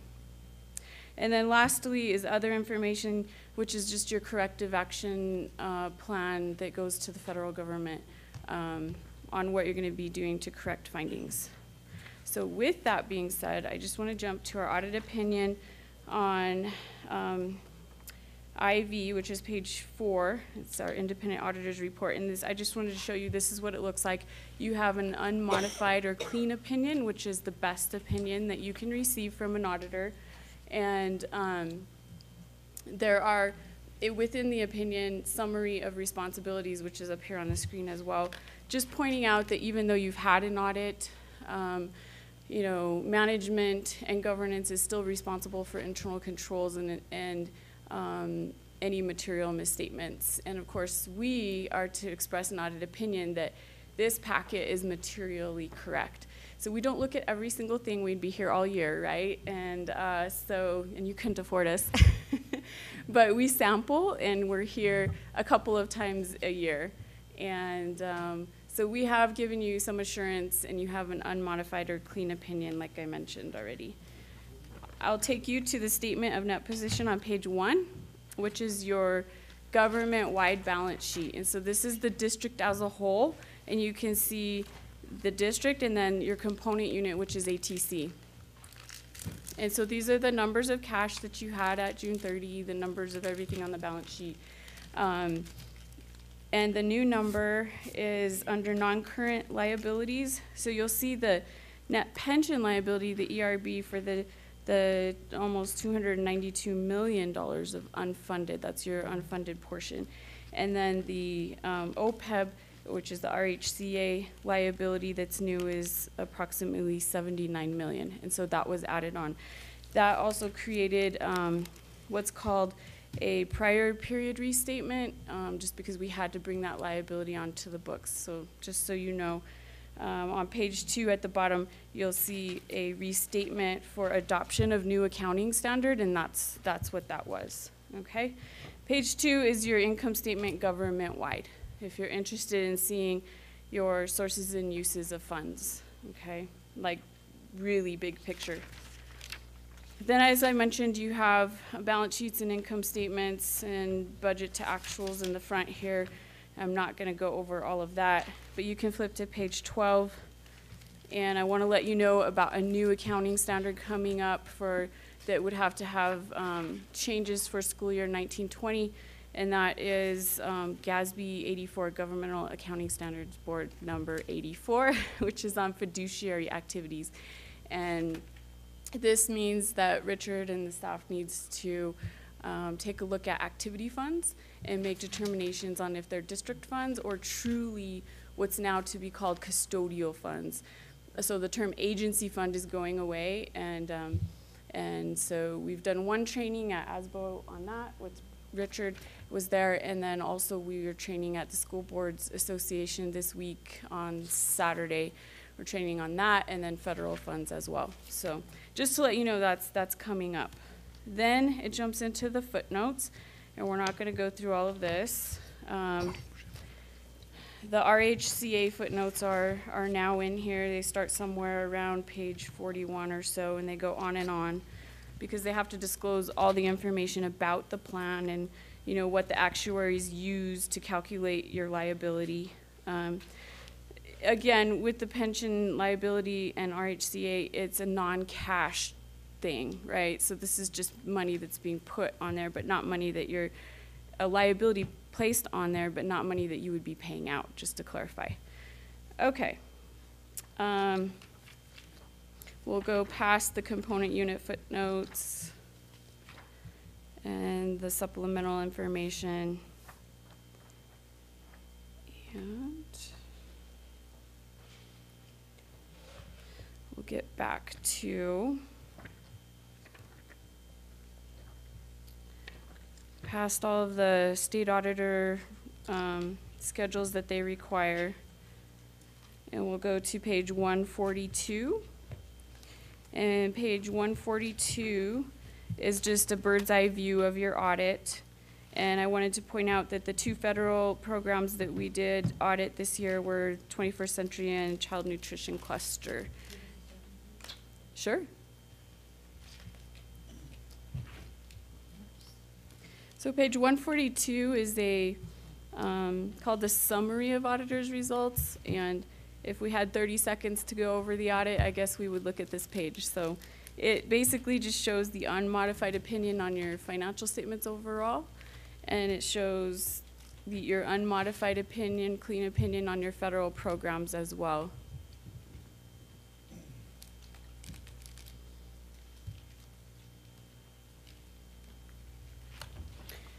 A couple of pages right before that, 139 is your schedule of expenditures of federal awards.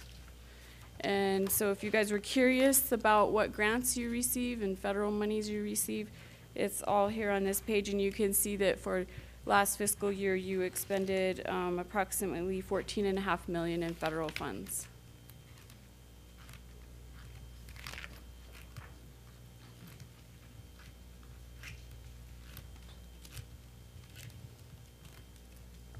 Board Member Price, do you have any questions for me, or you're there now? Okay, all right.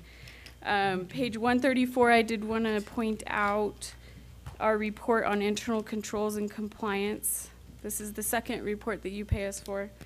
And we are required, as you know, to report anything that we see during the course of our audit to you. And the third report on JAG letterhead is on page 136, and this is our audit report on the federal funds. And this is your unmodified opinion on those two programs that I just mentioned that we had audited for last year. The federal programs, they do rotate as far as which programs we audit, so this could change from year to year. But Title I and student nutrition are very typical because they're big, and they normally end up getting audited more often than not. So those are the main things that I wanted to point out. And then in the back is the findings, but like I said, we'll let Richard go through the matrix on that. And then at the end, I can stand for questions. Thank you, guys. So hold on, Richard. Questions thus far? I have one, and it's regarding what you were mentioning on page 12. And boosters. So because I know that's been a really complicated issue for years. So as I understand what you said, so deposits held in trust for others, would that be like booster money, where they're raising money, and I'll use cheer as an example. They're raising money for cheer, but we have to hold that money. They can't hold that money. As they need it, they can tell us, like, hey, we need this for this event coming up. But now we are the people holding the money. They're not keeping their own separate accounts. Is that correct? Right. There's a variety of situations with entities. I mean, there's PTOs that are separate legal entities. There's clubs that aren't separate legal entities, but the district holds the funds. So GASB 84 really tries to clarify all of that and how it should be reported. And one of the main things that it comes down to is administrative control. So essentially, if the district has the funds in an account and they have administrative control of the funds, meaning they're telling the students what they can and cannot spend money on, or even if PED tells them what they can and cannot spend money on, that's considered district funds now. So no more of saying it's an agency or custodial fund.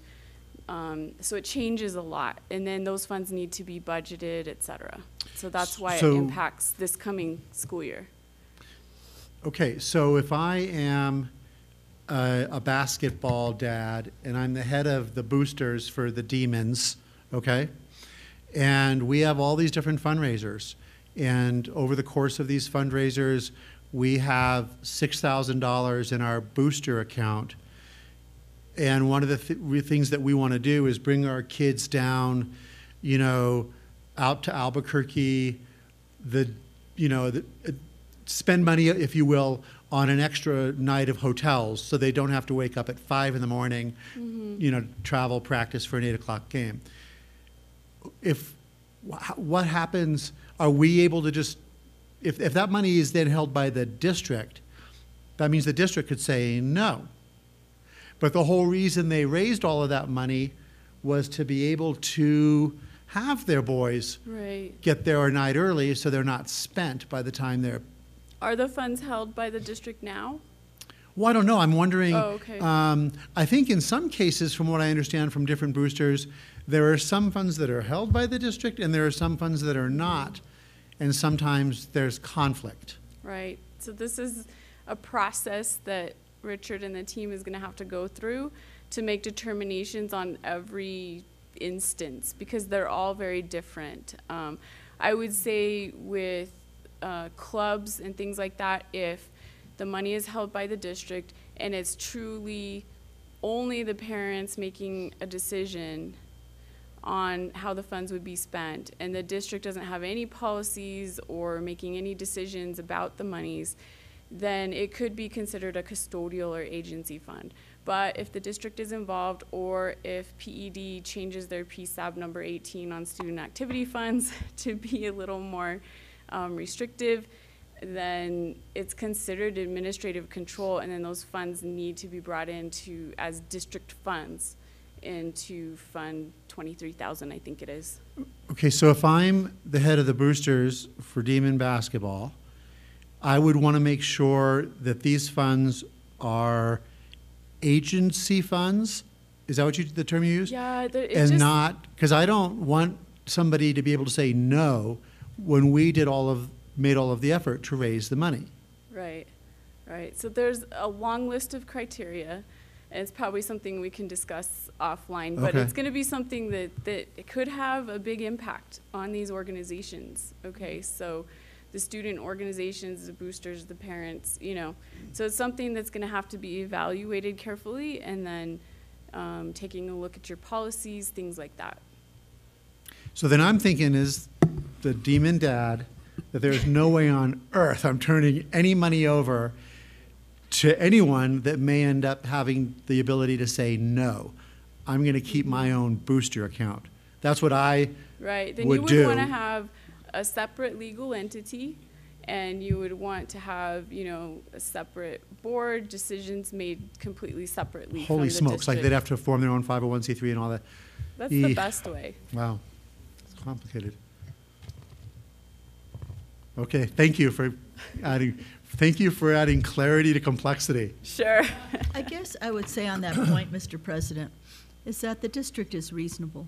Sure. And it's not like the district says no just arbitrarily to say no, because they have to, you know, they have to follow procurement. They have to. Right. Once we receive it, it's public money, and so. But I don't feel that the district is unreasonable in how they spend the money. Oh, I don't think so either. I just know that there are boosters that have come to me that they don't understand how it all works. And I've said, you know, look, if you need this money to send somebody down there the night before, we're not going to say no to it, but we have to hold this money because you're using our facility and our resources to be able to make the money, and we need also to be able to keep track of the gate. You know, I mean, all this money needs to be accounted for. I know that maybe 20 years ago it was much more loosey-goosey, but those days don't exist anymore. Right, right. Okay. And activity funds are, as you know, really high risk for fraud. Yeah. We're on our third very significant fraud engagement in the last 2 years in school district related to activity funds. Wow. So, yeah. All right. Thank you. Sure. If we could go to the next slide. Richard wants me to cover this one. Okay, so we talked about the auditor opinions being unmodified and the scope of what the audit entailed. And then Santa Fe Public Schools findings, there were 9, 6 repeated and 3 new, and of course some cleared. And ATC findings, there were 8 for 2018, 7 repeated and 1 new, but quite a few cleared through ATC. And on the repeats, you'll see that because by the time we get out to do the audit and they become aware of the findings, sometimes it's already into the fiscal year. So you know that sometimes the findings repeat, and you should see even more of these clearing next fiscal year. So, but I think that management on both teams has done a fantastic job of addressing what we have identified and worked really well together to address them and follow up on them. So, is there a section here where we're going to go over the findings? I think, did you have something that you wanted to, did you say you had a matrix? I know it's toward the back. I have it At the end, okay. Do you need me for anything else? No, I think we're fine. Board President Carrillo, the next page was going to be the matrix, but if you want, it may make more sense to keep that towards the end. And I'll let Carl and say his piece, and then we could just hit the findings all at the end if that's okay with everyone. Perfect. Thanks. Okay.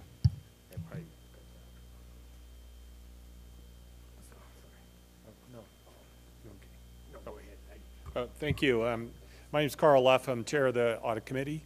And we're a board-appointed committee, 5 members. We currently have 4, so we would like to suggest or recommend another individual for the committee.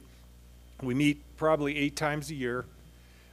We have an entrance conference and an exit conference with the outside auditors, addressing any concerns that we might have or the administration might have. And then on the exit conference, we're presented with the final audit report as well as all the findings. We make sure the all findings are addressed by management, satisfied that they are addressed and resolved, and have to compliment Richard and his staff. Great work. It is a very short time to do a lot of work, and ATC certainly has come around too. They had many more findings, and as a component unit, they've come a long way. So I don't have much else to say other than one important aspect is the communication between the audit firm and staff. And I have to say that it's much improved over the last 2 years. And the idea of not having last-minute findings, and so that we're aware of what's happening well in advance of when we have to file reports. So I do compliment the whole process went well this year, and look forward to it again next year. So thanks. Thank you, Carl. Ms. Cashman? So that means, Mr. Luff, since you're looking forward to it next year, you're already saying that you're going to extend your time. Well, I guess Thank I will. you. Thank you. No, it's fun, and I enjoy the process, and it's important. So thank you. Okay. And to echo what Mr. Duff said about they are truly a partner, I don't think that was the case a couple years ago. They really work well with us, and I think it's going to make for a better district. Ms. Jaramillo alluded to the ATC and the work they did. This is just a couple of the bullets that we had for them. They are implementing a new accounting system. They're going to a more user-friendly one that we use here, so we could help out whenever they have any issues. It's something we use every day and could help them. The one they used previously was I don't think is user-friendly. When we had the takeover, we found that out the hard way. I think they'll definitely will help them out in the future. All the reconciliations are current. All the missing policies that were identified in the previous audit have been are current as well. They have a corrective action plan, and everything that they really had some big findings cleared that I think a lot of hard work, and I think we feel a lot better about their financial position as a result.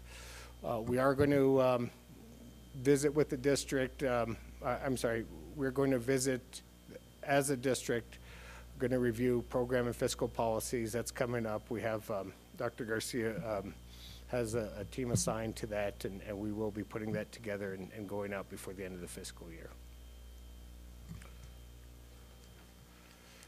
Okay. If you want to switch to the, what we try to do with the matrix, it's pretty much a summary of all the findings. They have a page reference there. They have it in both the hard copy and PDF. As you know, with PDFs, there's some pages that aren't numbered, so you could easily find it. We try to give it a brief summary, but if you want the detail, you could go to the page. It'll tell you exactly what the criteria that was met or not met or fell short, the statute or what, the corrective action plan. There's just a lot more detail if you want that.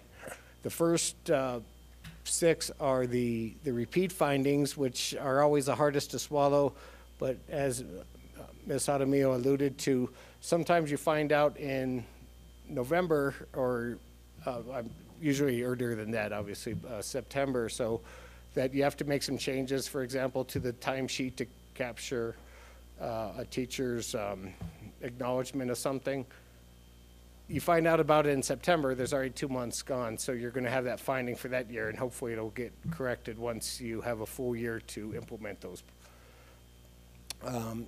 Also, the thing about audit finding, repeat findings, and one of the few things that we may have disagreed on, what's tricky about those is if you have a finding in the same general area that you had before, you might have cleared up whatever got you the finding the first place, but then it's like whack-a-mole. You hit one, another one pops up, but hopefully next year we'll get rid of all the moles and there won't be any. That's the goal, of course. But so some of these you may have seen from previous years. The couple with the capital assets and how we handled some of the construction in progress items, and the budgetary conditions. A lot of it was the 1% collection fee for the county. One thing that we've ongoing discussion with PD is that they have one function just for the collection of the taxes. So if you go over on that, you have no other line within that function to cover it. So now it is something that it's also easy to avoid. So it was a hard one to swallow because of that, because it should have been something that we avoided to begin with. The new findings at the bottom, a lot of them we've already addressed or working on. I believe almost all 3 of them are pretty close to completion. The next slide was the ATC findings, and I don't know if you want to go over those, if ATC staff wants to go over those, or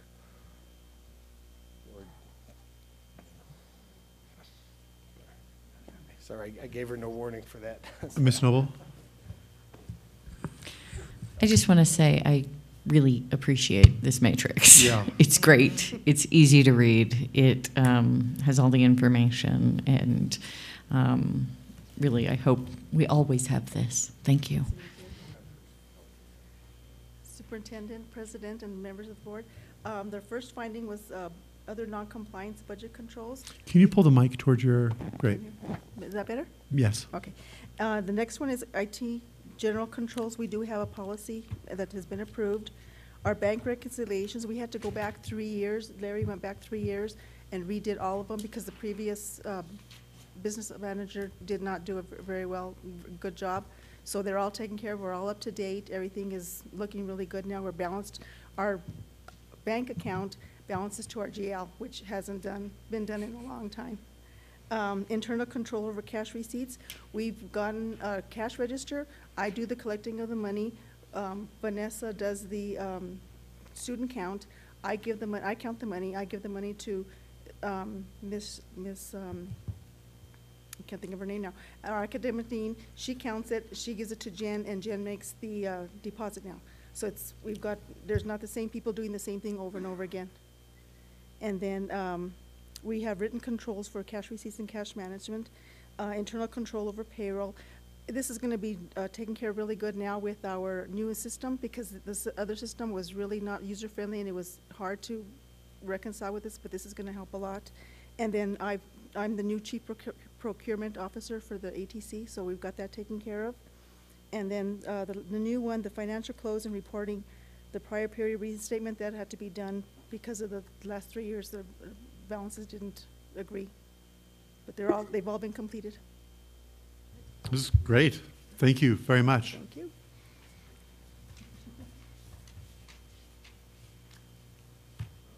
Very impressed with ATC on so many levels.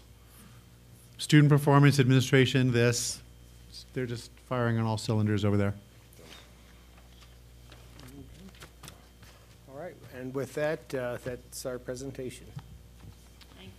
Thank you very much. And board, Mr. Garcia.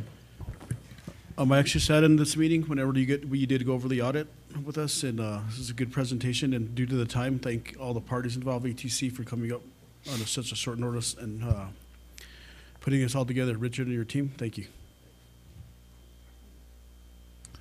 Additional questions? Ms. Noble?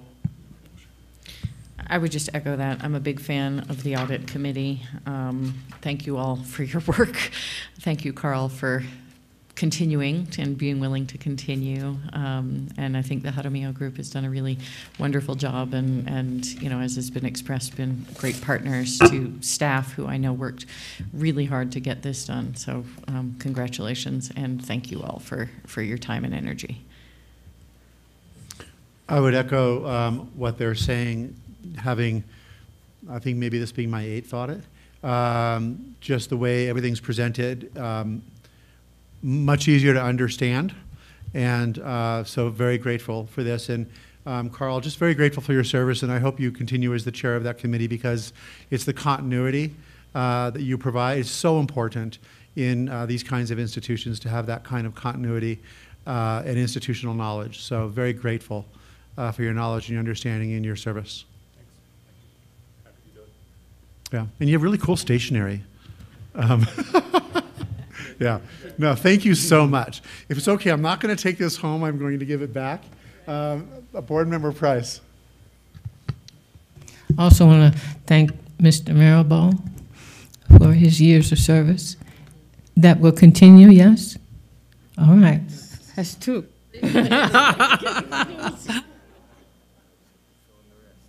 All right, well, you all have a wonderful evening and safe drive home. I'm sorry, Ms. Noble? How about I move for acceptance of the audit? Oh, that's right, we got to do that. Hold on. Thank you. So move from Ms. Noble, second from, I was going to say Dr. Garcia, Mr. from Rudy Garcia. And so any additional questions or discussion?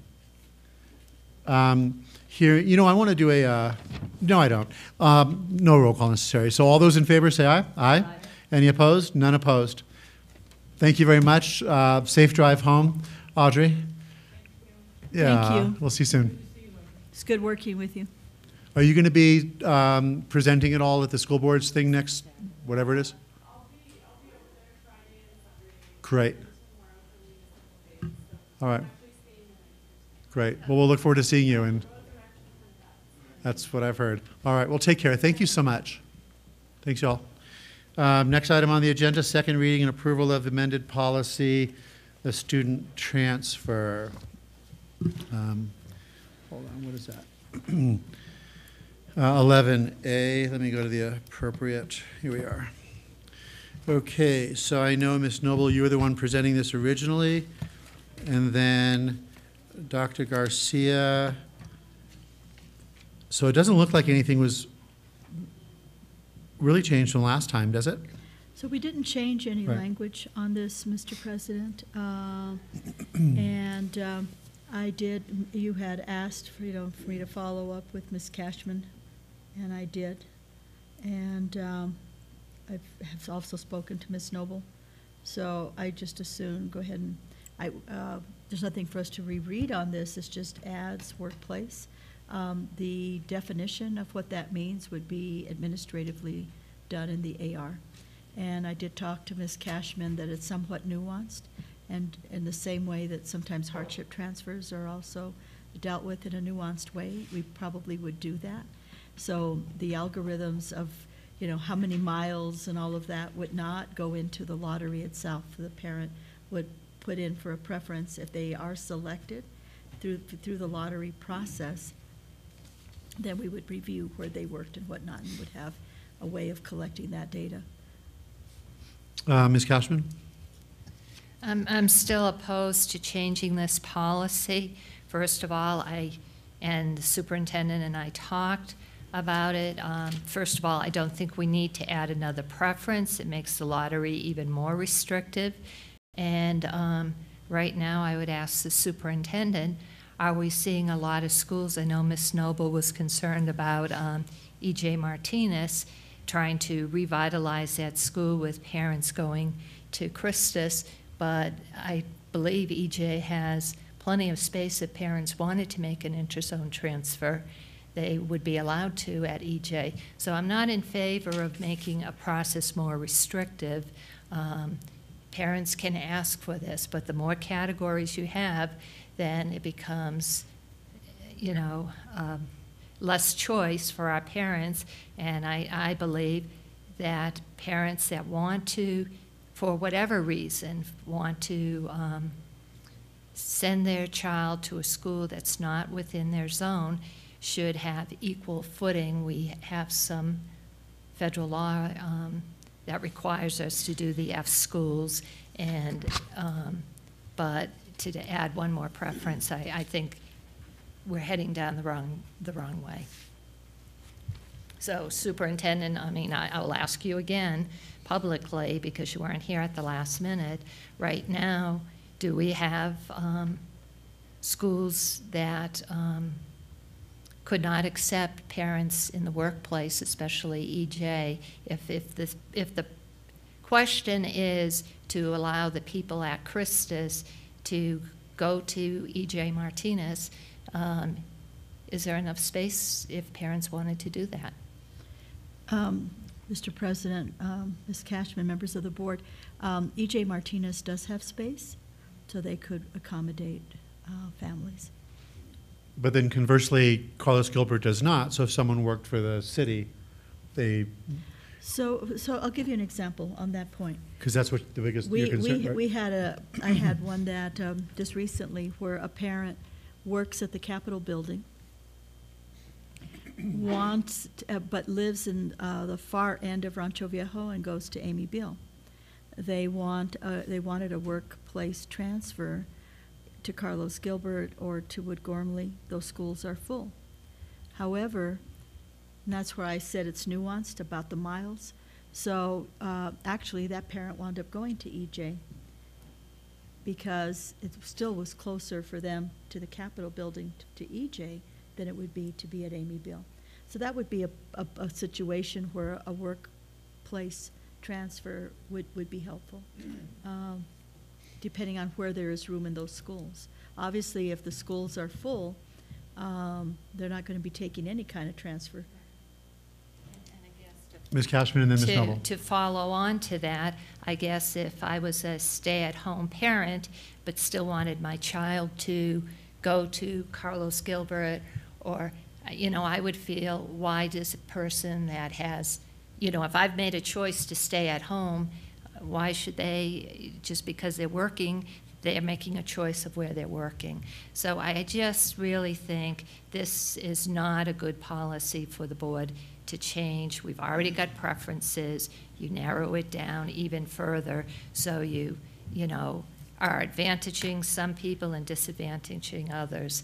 And, you know, I do not agree with the policy. Ms. Noble.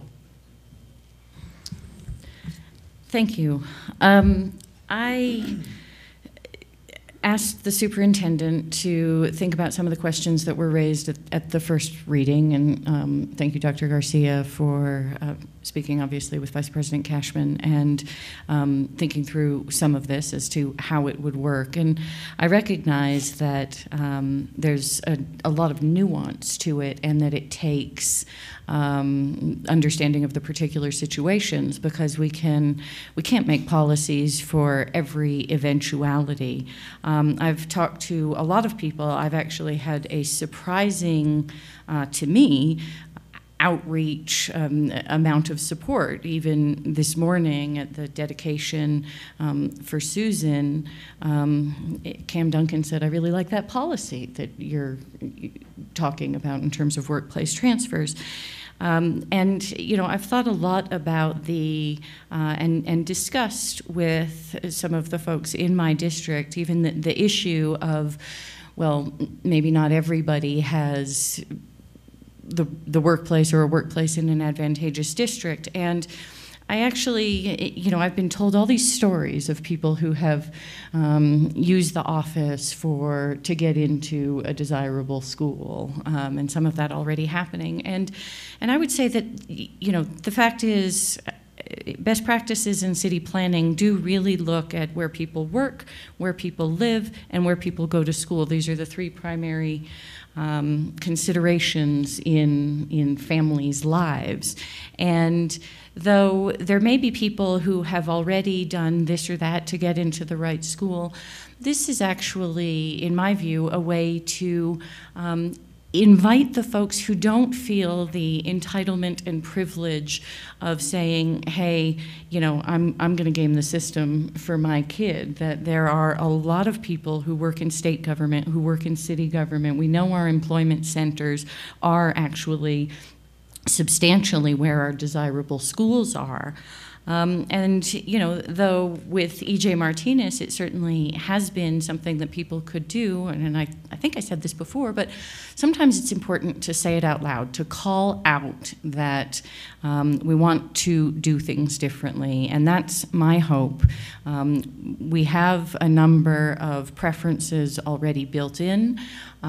This, I think, could really help to build community, to help some parents that often work in downtown or midtown and live further out, and really critically sends a signal that we are ready to look at doing things differently. So I appreciate all of the thinking and work that has gone into this thus far, and I hope that we can pass this tonight on the second reading. So I guess I'd like to make a motion to approve the second reading of this policy.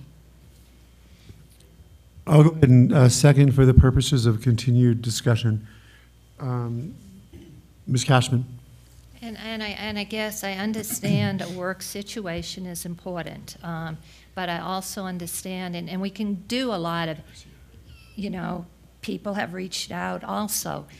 You know, we can have a lot of stories, and they're individual stories. I have a lot of parents that say, I need to be in this school, and I need an interzone transfer because I have a different child care arrangement, a grandparent, an aunt or something is closer to that school, and I can't get off of work to get my kid when school ends. And so I rely on that grandparent or that aunt or, you know, a relative, a family member to provide after-school care. You know, so there are many, and so as you keep on giving more preferences to people, then there are a lot of places, there's less choice for the rest of the community. And so I understand what you're saying, Board Member Noble, but, you know, and when the superintendent talked to me, I said, she said, is there anything we can do to change the policy? It's a basic philosophical difference that I have with this, you know, and Santa Fe is not a huge community. You know, so, you know, and I know you've lived in a very large community where a commute can be hours, and you can only be maybe 10 miles, but the commute is hours. So I think we're just making it harder and harder for a lot of people to apply for interzones, and so we're defeating, you know, a preference. You know, everyone has a story, everyone has a preference, and it also gives the superintendent less chance to look at hardships, individual cases, because she's got to follow the criteria, and so then she has less flexibility. So, you know, we can vote on it, and that's the last word I'm going to say, but I am opposed to this policy. Board, any other questions or concerns? Okay, so my recollection is that 2 weeks ago, I voted to move this forward to a second reading because I was hoping that, of course, these meetings were to take place. We'd examine what would be in administrative regulations, try to meet Ms. Cashman's concerns, and well, one, thank you for having the meetings. And I'm inclined not to support it for the reason of I don't think it's necessary. I think there's already ways that people can go to a school that's close to their workplace, or a parent can send their child to a school close to their workplace. There's a provision which I really appreciate that we have in terms of hardship. So somebody, and I know people that have come to me and said, you know, pleaded their case for hardship, and I said, you know, that's all nice, and 10 years ago somebody would have just put you in the school, but we don't work that way anymore. I said, you need to reach out to Dr. Garcia specifically to discuss your case and the merits of your case. And in most cases, been ruled in favor of the parent. And so I'm not sure of the necessity of the policy. And then, and also, you know, and I'm sure somebody would, you know, lambaste me for cultural bias. The town is only 15 minutes from end to end. You know, and maybe I say that because I do come from Los Angeles. I've been here, you know, 28 years, anyone watching and trying to say I'm an outsider. But, and you know, routinely, you know, all over the country, people send their kids go far away to school. Just this thing popped into my brain where I met this young person who went to school in Missouri, and they actually have take your tractor to work day.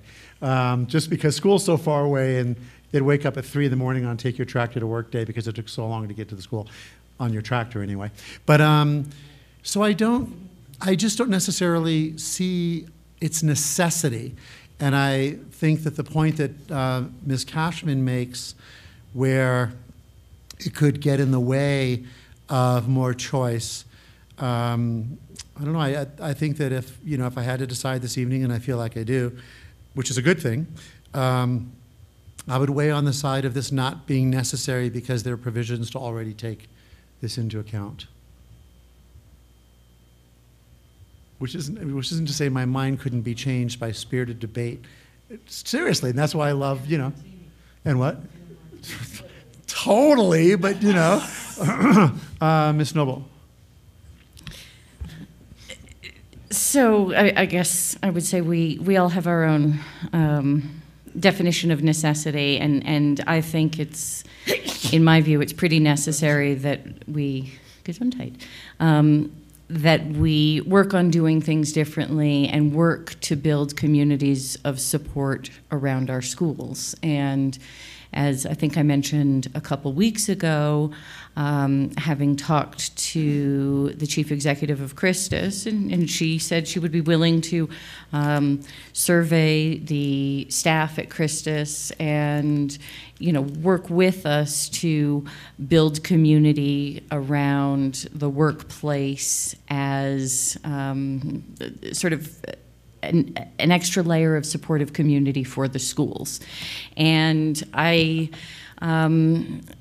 really think we have, as we know, an unbalanced city in terms of where our schools are and where our residences are, and that we need to try some things to rebalance the city. And the model of your school is where you live is pretty old, and we haven't tried to update. I think, you know, there are already so many people trying to get into the desirable schools that actually creating a mechanism to say work is a place where, and calling out that we need to build community with workplace as well around our schools, I see as pretty important. And I would argue, having talked to, you know, probably about half a dozen parents who work in the downtown area and live in Tierra Contenta or Rancho Viejo, it's more like half an hour than 15 minutes. And, you know, so that, and the number of parents who have said, gosh, you know, I wish I could find some way, I just keep getting a bad number, I wish I could find some way to get into a school. So I guess I do think, even though when you get down to the mechanics and brass tacks of couldn't this happen anyway, particularly in our schools that have space, yes, but if we are thinking about how we rebalance our community and do what we can to build support around our schools, again, I think that this is something that we can look at as an innovation and as a creative way to really update how we do transfer policy in this district. So I have two questions. Twice you've said, and I got to put my glasses on. Twice you've said building, you've used the phrase, building community of support around our schools. How does this build community of support around our schools? So I would say by engaging employers around the schools to say, for example, in the case of the hospital, and actually, as has already happened, sort of around Carlos Gilbert in the city, which, you know, somebody once told me Marty Lujan is a hero in this district because he saved Carlos Gilbert for city employees. And because Carlos Gilbert is a place where, you know, not a lot of families raising children live in that area anymore, but it is an incredibly diverse school. I believe you told me, Board Member Price, it's the most diverse school in our district. I don't remember if I said that or not. Okay. And Take you credit. said, I believe across, yeah, you can take it back. But I will quote either an unnamed person or someone I think is Board Member Price, who said it's the most diverse school. And that to me is really important, knowing that when we have a really diverse school across a lot of different spectrums, in part because we have effectively the city employment base populating that school, and you have a community of support organically already at the city there because people will say, hey, you know, do you want me to pick up your kid after school? Do you need help? And so that can happen with colleagues in the workplace in terms of you know, thinking about different levels of support or even after school programs or sort of community parenting, if you will, that can happen most readily with people that you work with. But on that note, and to Ms. Cashman's concern, wouldn't it be concerning for, so let's say I live in Rancho Viejo and I just really want my son to go to Carlos Gilbert because I love a good Halloween festival, because they have like the great best ever.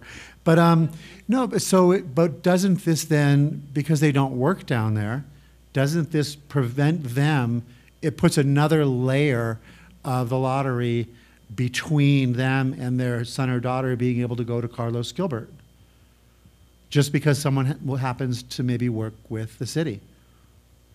Or not just the city, the state, I mean, so many things are concentrated there. The city, the state, the county.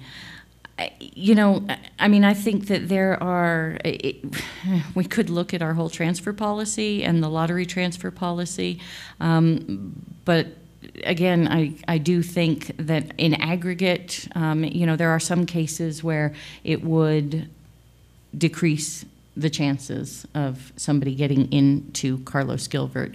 But there are so many people whom it never occurred to even request a transfer that work in all of these organizations. And I feel and have seen that a lot of these folks, you know, if you say, okay, it's a way to build community around workplace, this is a way to rebalance our city, this is something you can do now, that a lot of the folks who have not ever considered really thinking about transfers will now consider transfers because it puts a convenience factor in their life for work, and maybe even allows them to co-parent, if you will, with coworkers.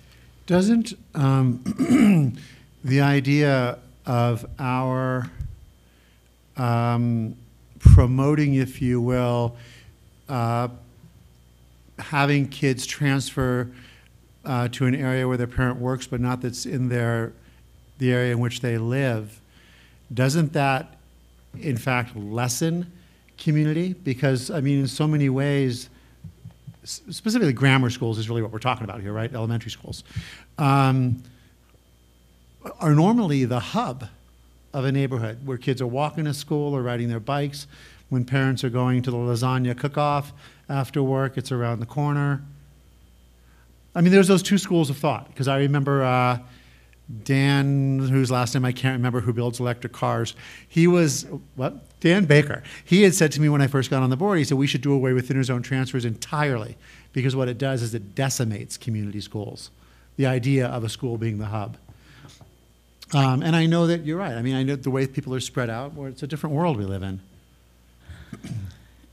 That's an interesting idea.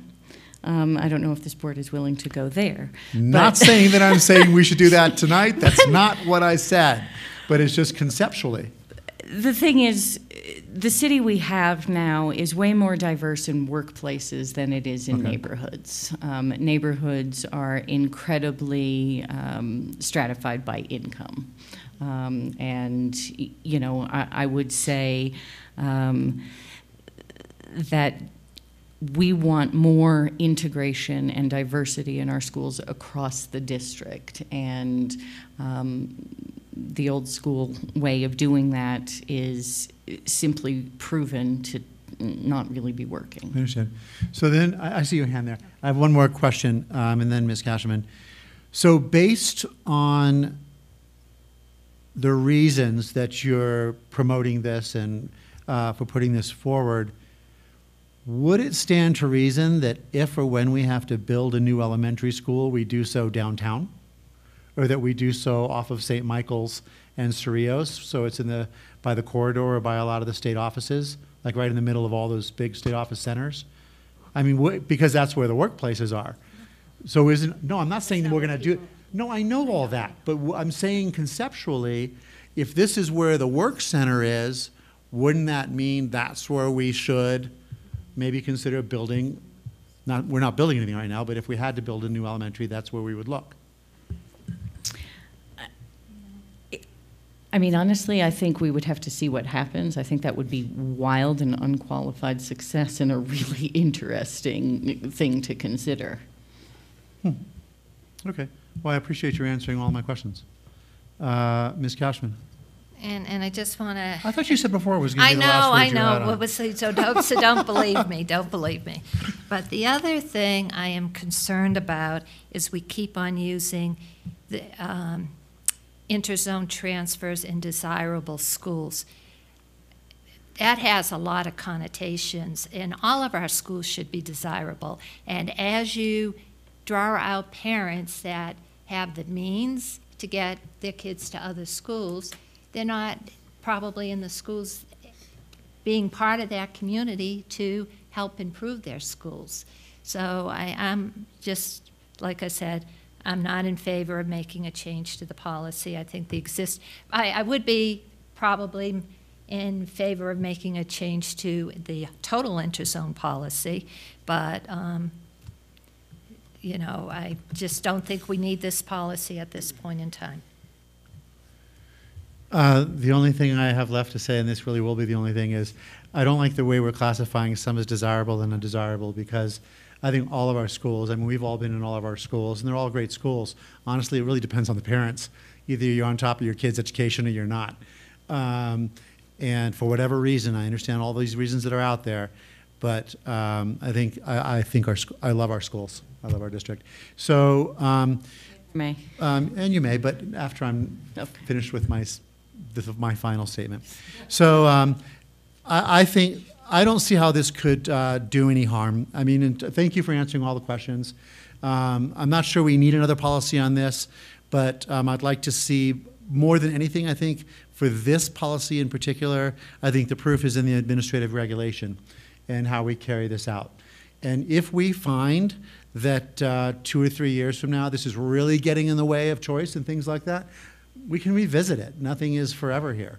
As we've revisited things over my 8 years on the board, your 6 years on the board, we revisit things all the time. So I'm inclined to vote for this at this point. Ms. Noble. I just want to agree that all of our schools are desirable schools, and I think that the community, that building that has been done in most, if not all, of our schools is pretty impressive, and I absolutely hope that we can have people passionate about whatever school they are sending their child to, and I appreciate the catch on that. Alrighty then, there's been a motion and a second. Motion by Dr. Noble, motion by Ms. Noble, then a second by me. And we'll go ahead, and if it's okay, because this is something that we've been talking about a lot, we'll go ahead and take a roll call on this. And we'll start with Board Member Price. No. And Ms. Noble. Yes. Mr. Garcia. Yes, actually, what Mrs. Noble actually mentioned it about change and thinking outside the box per se. I'm willing to try that, and if it doesn't work, then we can actually come back and revisit it again. Okay. Ms. Cashman? No. And I vote yes, so that passes by a vote of 3-2. Next item on the agenda is the board discussion possible action. Glad you're here tonight, Mr. Garcia. So moving study sessions to Monday. Question that I had for Dr. Garcia when we spoke in our agenda review was when the question was posed to staff, if we move the study session from Tuesday, my understanding of the question was posed, the only question that was posed was, would you want to change it to Wednesday or Monday? And they came back on Monday. But the question was not posed, do you want to keep it on Tuesday? Have you found out any new information on that? We did not have cabinet, and but we did not pose it because the question was to move it. But no, we did not get to meet. Does any of the board have a preference for just keeping it on Tuesday or moving it to Monday? Because now we have the 5 of us here. Ms. Price? Tuesday or Wednesday? Okay. Cabinet said no to Wednesday. Oh, okay. Tuesday. So it'd be keeping it, Tuesday. your preference would be keeping it on Tuesday? Actually, we'll do whatever you guys want. Oh, no, I understand. Ms. Noble? My preference would be to move it to Monday. I just think that this board will be much more efficient if we are able to have Secretary Garcia at all of our meetings, and I'm very happy to do that in order to accommodate his schedule, and I think we will end up spending less time in meetings if we have him at study sessions. And we know your preference, Mr. Garcia. Ms. Cashman? I'm willing to change it if it doesn't conflict with anybody else's schedules. It's fine with me, too. Okay, Ms. Price? I just want to make note of the fact that I think that the administrative staff, senior cabinet, has been stripped and they're working incredible numbers of hours. And I think it's unfair of us to ask them to then spend Sundays preparing for a meeting on a Monday. I just want that for the record, please. Okay. Well, I would hope that because we know a particular meeting is coming on Monday, that the work will be done on Thursday or Friday. But I completely hear your concern. No, I understand.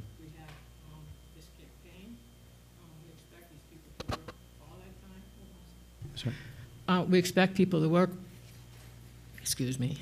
work all this time, and then we expect them to also prepare for us a meeting on a Monday where they are going to have to work on a Sunday. I think that's unfair to the people who work for us.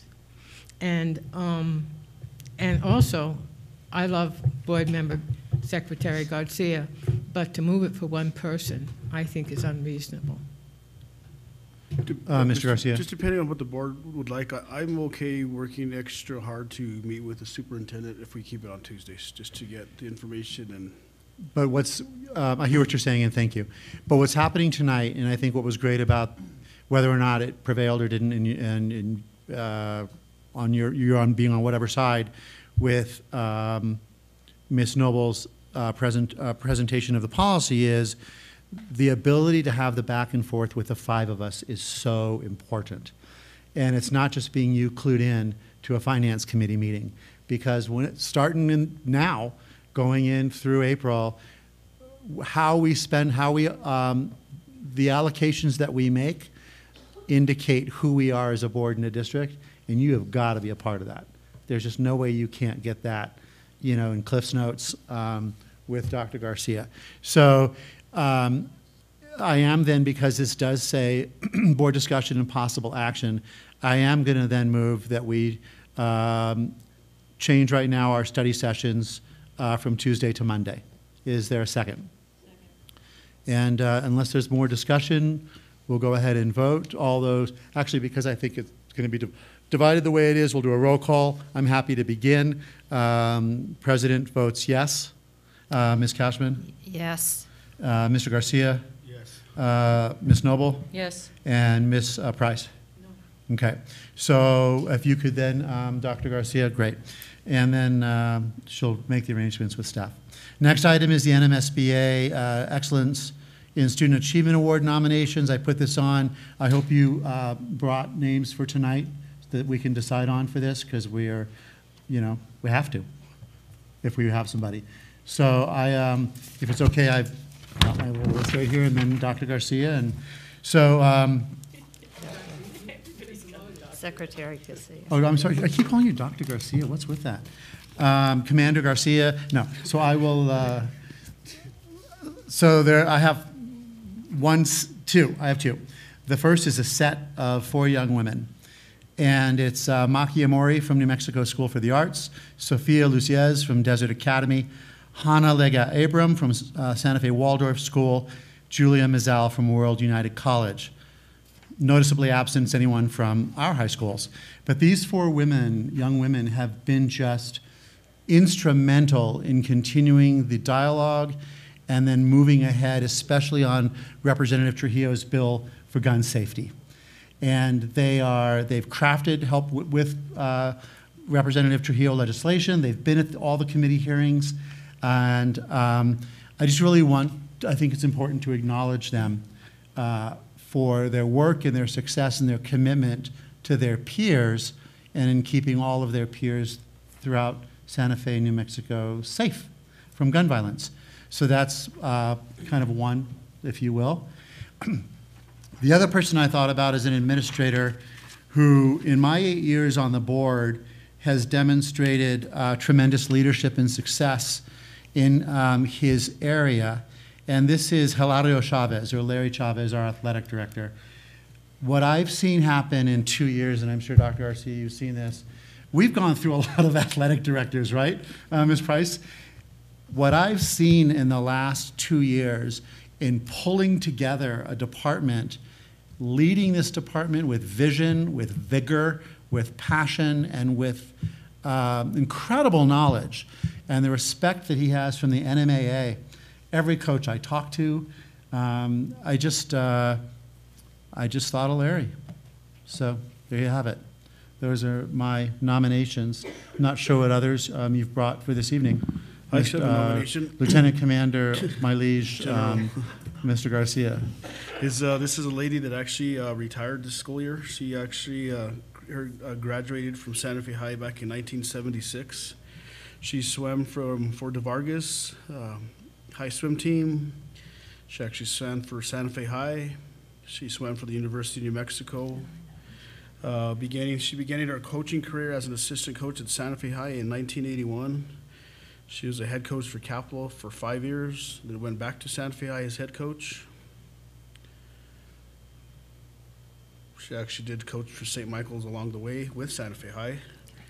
During her tenure as a coach of Santa Fe High, she had All-American swimmers that went on to swim for major colleges like Missouri, Boston College, University of New Mexico, University of New Mexico State University, Colgate. For 37 years of coaching, the student athletes were also in the top 10 of their peers in academics, as several of them were valedictorians in their class. 2, the student athletes were also chosen D-Min and D-Minette of the Year. And her maiden name is Teresa Grubbs, but everybody knows her as Teresa Hamilton. So I would just like to see if we could nominate Teresa Hamilton. Are there others that are, Ms. Noble? I don't know how we do this. This is going to be really hard because I like all of those. So I had two also, one sort of in a group. But I was thinking about Kelly McCabe, who is the librarian at Gonzales, and really, in some ways, the heart and soul of that school. It's just an amazing place that she's created, and you know, the kids are, it's just a joy to see that they're excited about reading. There was I guess it was a year ago, there was a Librarians Association thing hosted at Gonzales during the legislative session. I think Dr. Garcia, you were there briefly. I don't know if anybody else was. But it was really amazing to see actually her interacting with the statewide network of librarians and really sort of pushing that to the next level. And I would say, you know, from that in that, you know, she has sort of carried this torch of library science in this district, and I really feel that it has made Gonzales a great school, having a great librarian. I mean, there are lots of other factors in there, but it's certainly one. And to see her with the kids, they are excited to explore what they can read with her, and they are excited to tell her about what they've discovered at the library, and it's really just you know, something that clearly is contagious throughout that school, but also even at the state level. She's really a leader in that and is showing what this district can do. And beyond that, I had thought about our student board members, and I'm sorry that they're not here, but I've just been so incredibly impressed with these two and their thoughtful comments. I ran into Harvey at the Roundhouse the other day advocating, and their poise and intelligence and leadership is really impressive to me, so I thought we could consider our student board members. Ms. Price? Given the history of the athletic directors that we've gone through and troubles that we've had, I support the athletic director. Thank you. So my recollection is that we don't have to limit it to one or two. We pay for any addition. Okay, and you know, it's not like it's $1,000. There's no cash prize for any of these people that goes with this.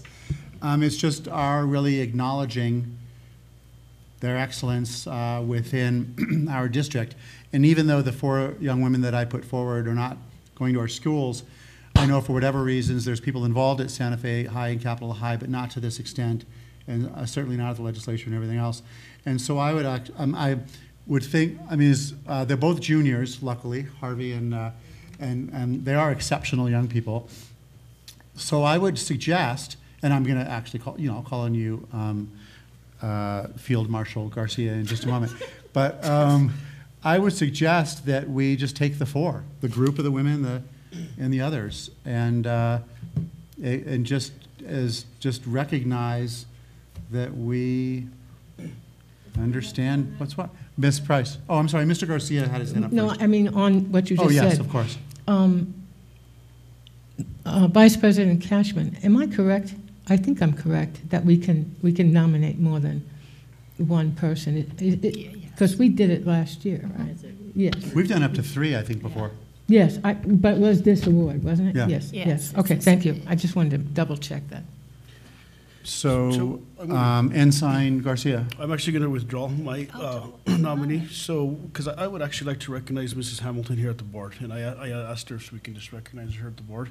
And I'm actually going to kind of throw a curveball at this because I think this is somebody that I've known for a little while, and I think it's very, very well deserved. This is an educator that has actually taught in the Santa Fe public school systems for many, many, many, many years, and has actually touched and can still remember all of these people that they taught in their schools, and whether it was English, whether it was math, history. There's a lady that works with me. She's probably about 33. She actually asked how this individual was doing, and I talked to the individual about this person, and there's not a lot that I know about this person, but just basically sitting up here on the board with her and actually just seeing the passion that she has for this community and for this school, I would actually like to recommend that one of our nominees or the nominee actually be Mrs. Board Member Price.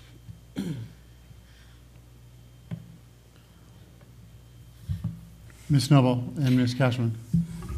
I would second that emotion. I think I shared with Board Member Price some of what happened around my 25th high school reunion this summer, which was that dozens of people were asking and were aware that I served on this board with Lorraine Price. And of course, this is because they had her as a teacher in Santa Fe High, and she was still very, very important in the mind of all these 40-somethings 25 years later. So I think it's a wonderful idea.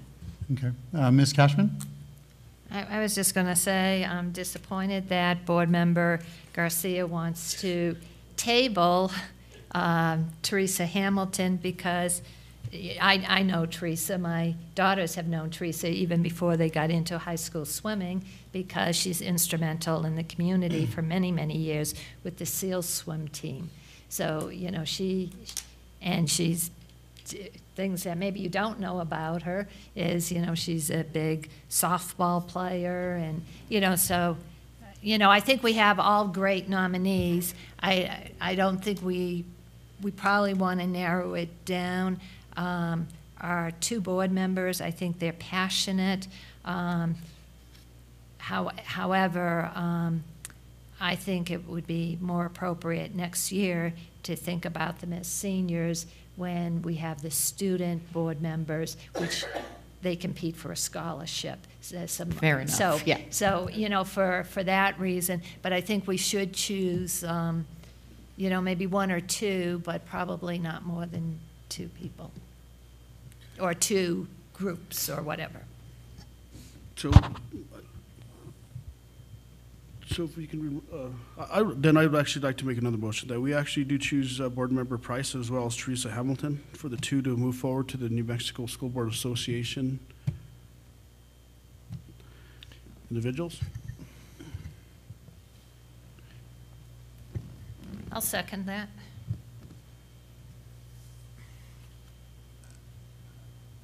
I don't know, can we give it to a board member? What? Can we give it to a board member?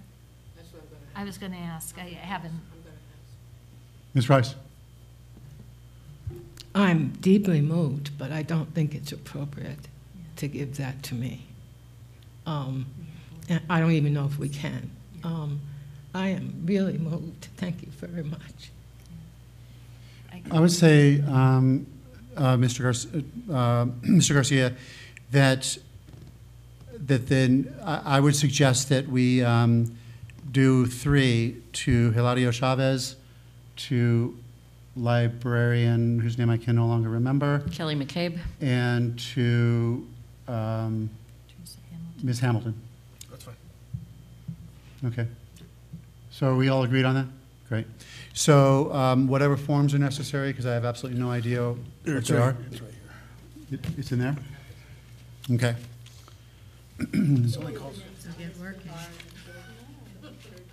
Okay.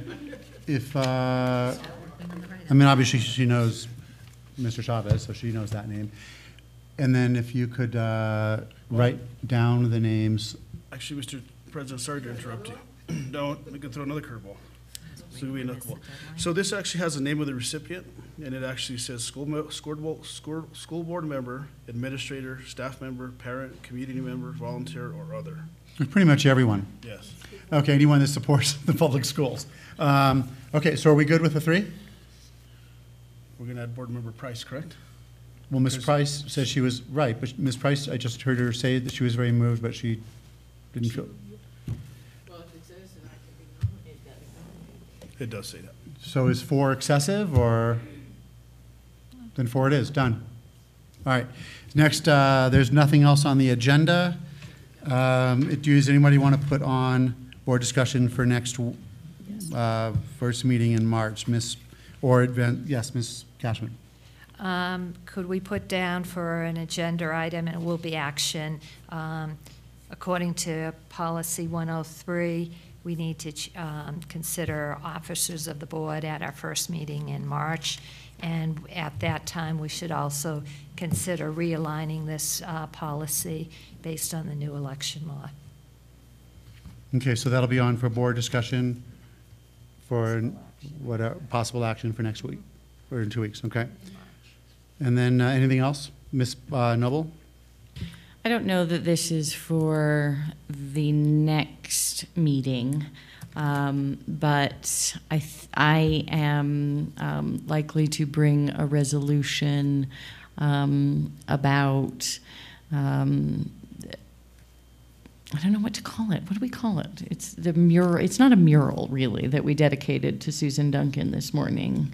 It's a timeline. And anyway, I'm thinking about something, as Susan said to me, maybe even in the last conversation I had to her, something that Principal Lane repeated today, which was about every school having some sort of something talking about why it's named that.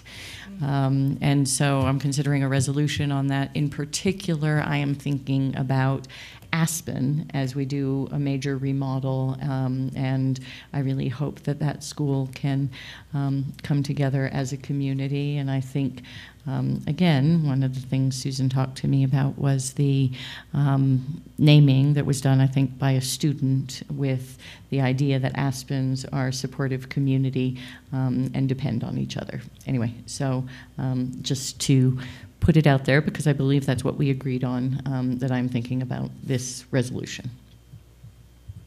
Okay. And then anything else? Any advanced planning?